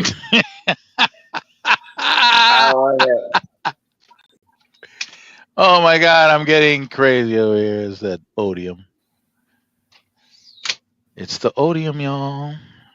Let me blame it on something. I don't want to take responsibility for my behavior. Let me blame it on the odium. Oh, where'd he go? He's gone again. Professor, are you gone too? No. Oh, okay. Let me cover my breasts. Is that what you call them? Yeah. I was showing too much cleavage right there, so I had to cover up. Okay. Because my booty hole brown. Oh, stop it. That is such a... And you know, that song is not new. I thought it was new. That's an old song. Yeah, that's an old song. Did you know that? That song is from the 70s. Why are there lights flashing in your background? Oh, this dude has got his hazards on. He's trying to back up into a spot. Oh, We okay. typically do that. That way, anybody who's behind us knows that we're trying to make some kind of maneuver. Typically to back up or to let somebody know that there's a hazard in the area or whatnot. But in this case, this dude is backing up, so he's flashing his hazards. So if anybody gets close, they know that he's doing. It ain't looking good though. The way he's backing up, it looks like he's about to hit the dude that's parked next to him. No, he's clear now, because that happens. That happens at the truck stops often. The truck stop usually has a lot of inexperienced drivers, and they wind up backing up into. Oh, here we go. He's back. Okay. So they back up. They have a Can you tendency hear of me? backing up. Oh yeah, Lima Charlie. So they back up into the trucks that are already parked in those spaces and wind up causing Hello, damage. can you guys hear me? Yes. Yeah, can you hear us? Can you hear us? Oh yeah, yeah. I've been listening to you the whole time. I just got knocked out. How did that happen? I don't know. Might be your booty hole is brown. That's what Stop. it is. No, mine is lily white, brother. You bleach it? No, it's No, natural. hey, let me tell you that there is a bleaching. Yep, I know some people really do bleach their butthole. That is a thing. Yeah. I don't Yeah. know Oh, yeah. why they do that. They got the Brazilians. They do all sorts of stuff down there. Yeah, they do. Ooh, not me. Nah. Like, I just use a wash towel. That's it. That's the extent Stop of it. Stop it. like Boo Mr. boo. Burns says, I go Today. all natural. Au natural. That's how I get down. Yeah. Yep, me too, buddy. Au natural. Oh snap! I thought that was a. Yeah.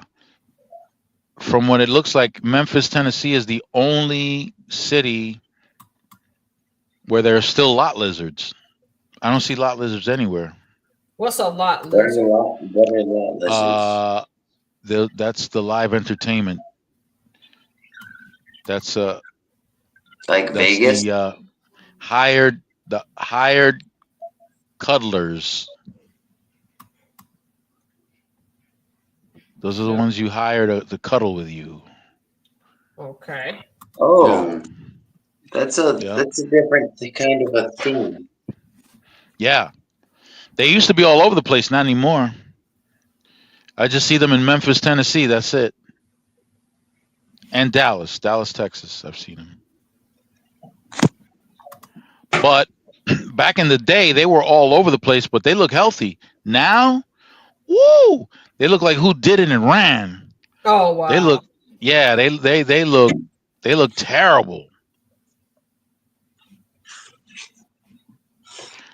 When you see them, you might start looking around to see if there's a camera crew because they're filming The Walking Dead or something like that. Oh, okay. Yeah, they look horrible. They look terrible. I've actually went to the set of The Walking Dead. Yeah? Yeah, up in Georgia. Right.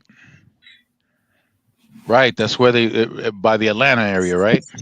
Yeah, yeah, somewhere outside. That's what these lot lizards look like. They look like extras from The Walking Dead. Uh-oh. Brandon couldn't handle that one. Nope. He did it again. Well, I think I'm calling it a night. Oh, What do you thank think, goodness Professor? Oh yes, I sleepy. Yeah. Okay.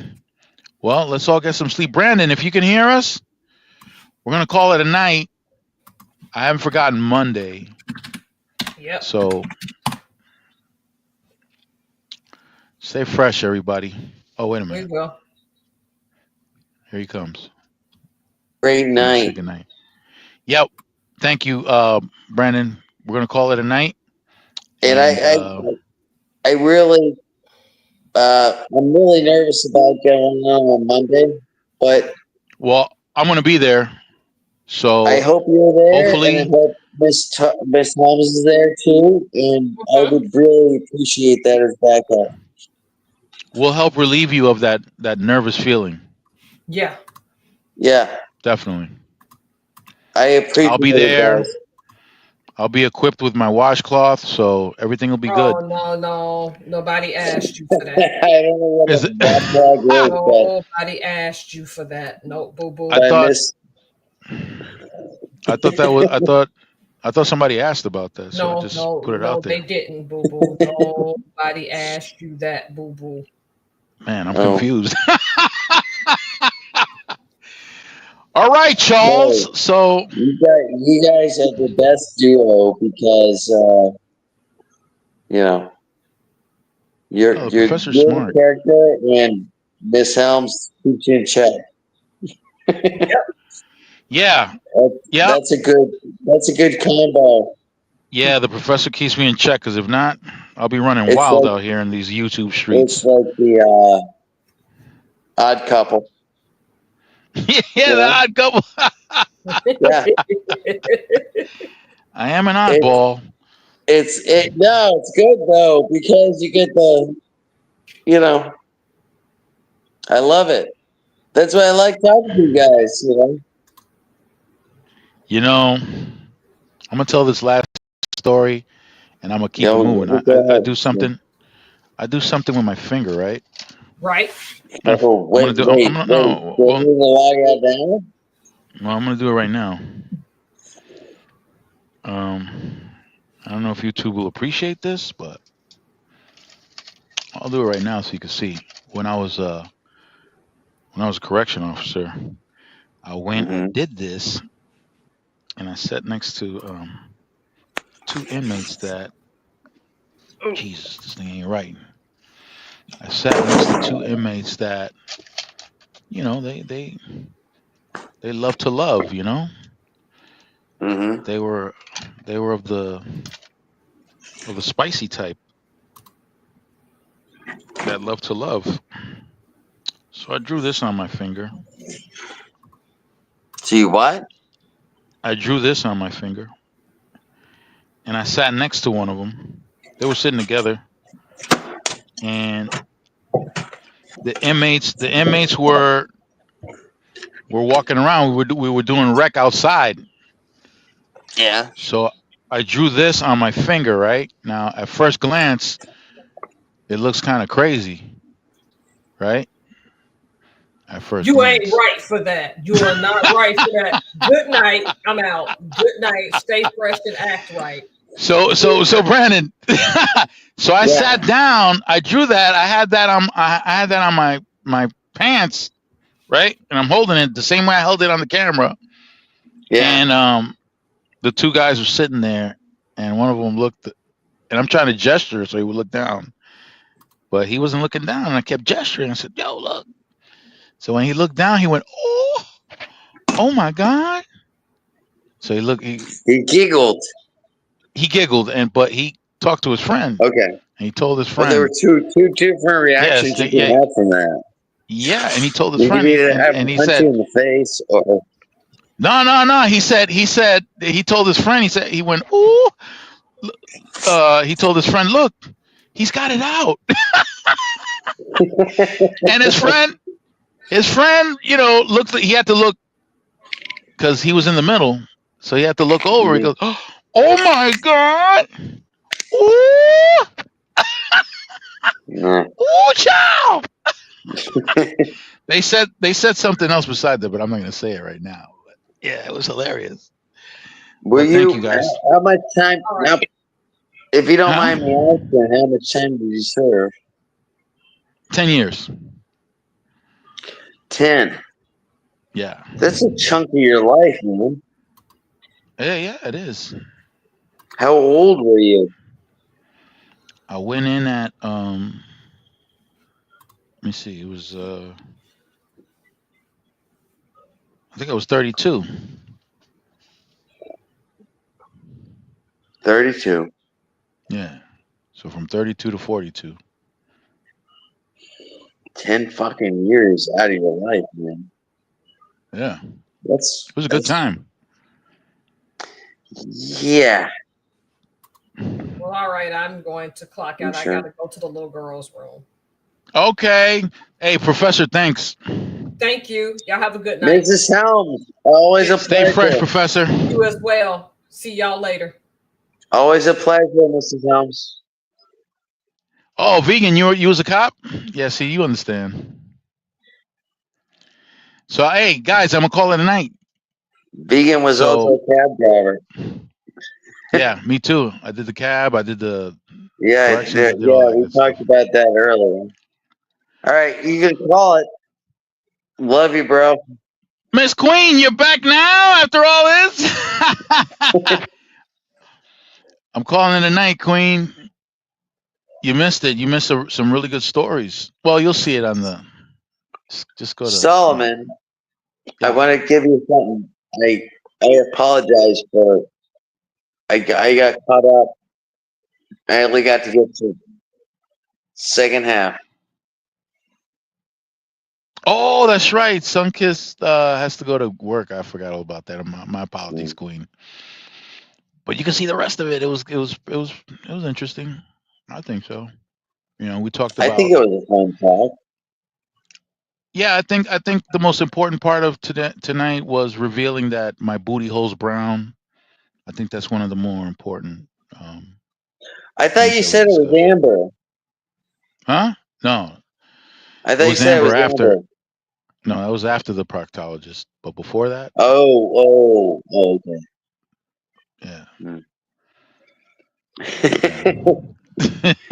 See? All right, so yeah, I'm definitely saying goodnight, we'll guys. Forward to next Saturday. Yep. Thank you so much. Thank you, Queen. Oh shit, Vegan's booty hole is dark brown. Damn, Vegan got it going on. All right, everybody. Listen, stay fresh, keep it moist out there, and where the hell's my thing at? Looking for my thing, guys. Oh, here it is. Here it is. All right, y'all. Peace out. If this thing ever works, peace out. What the hell? Okay, see, now they're playing games with me.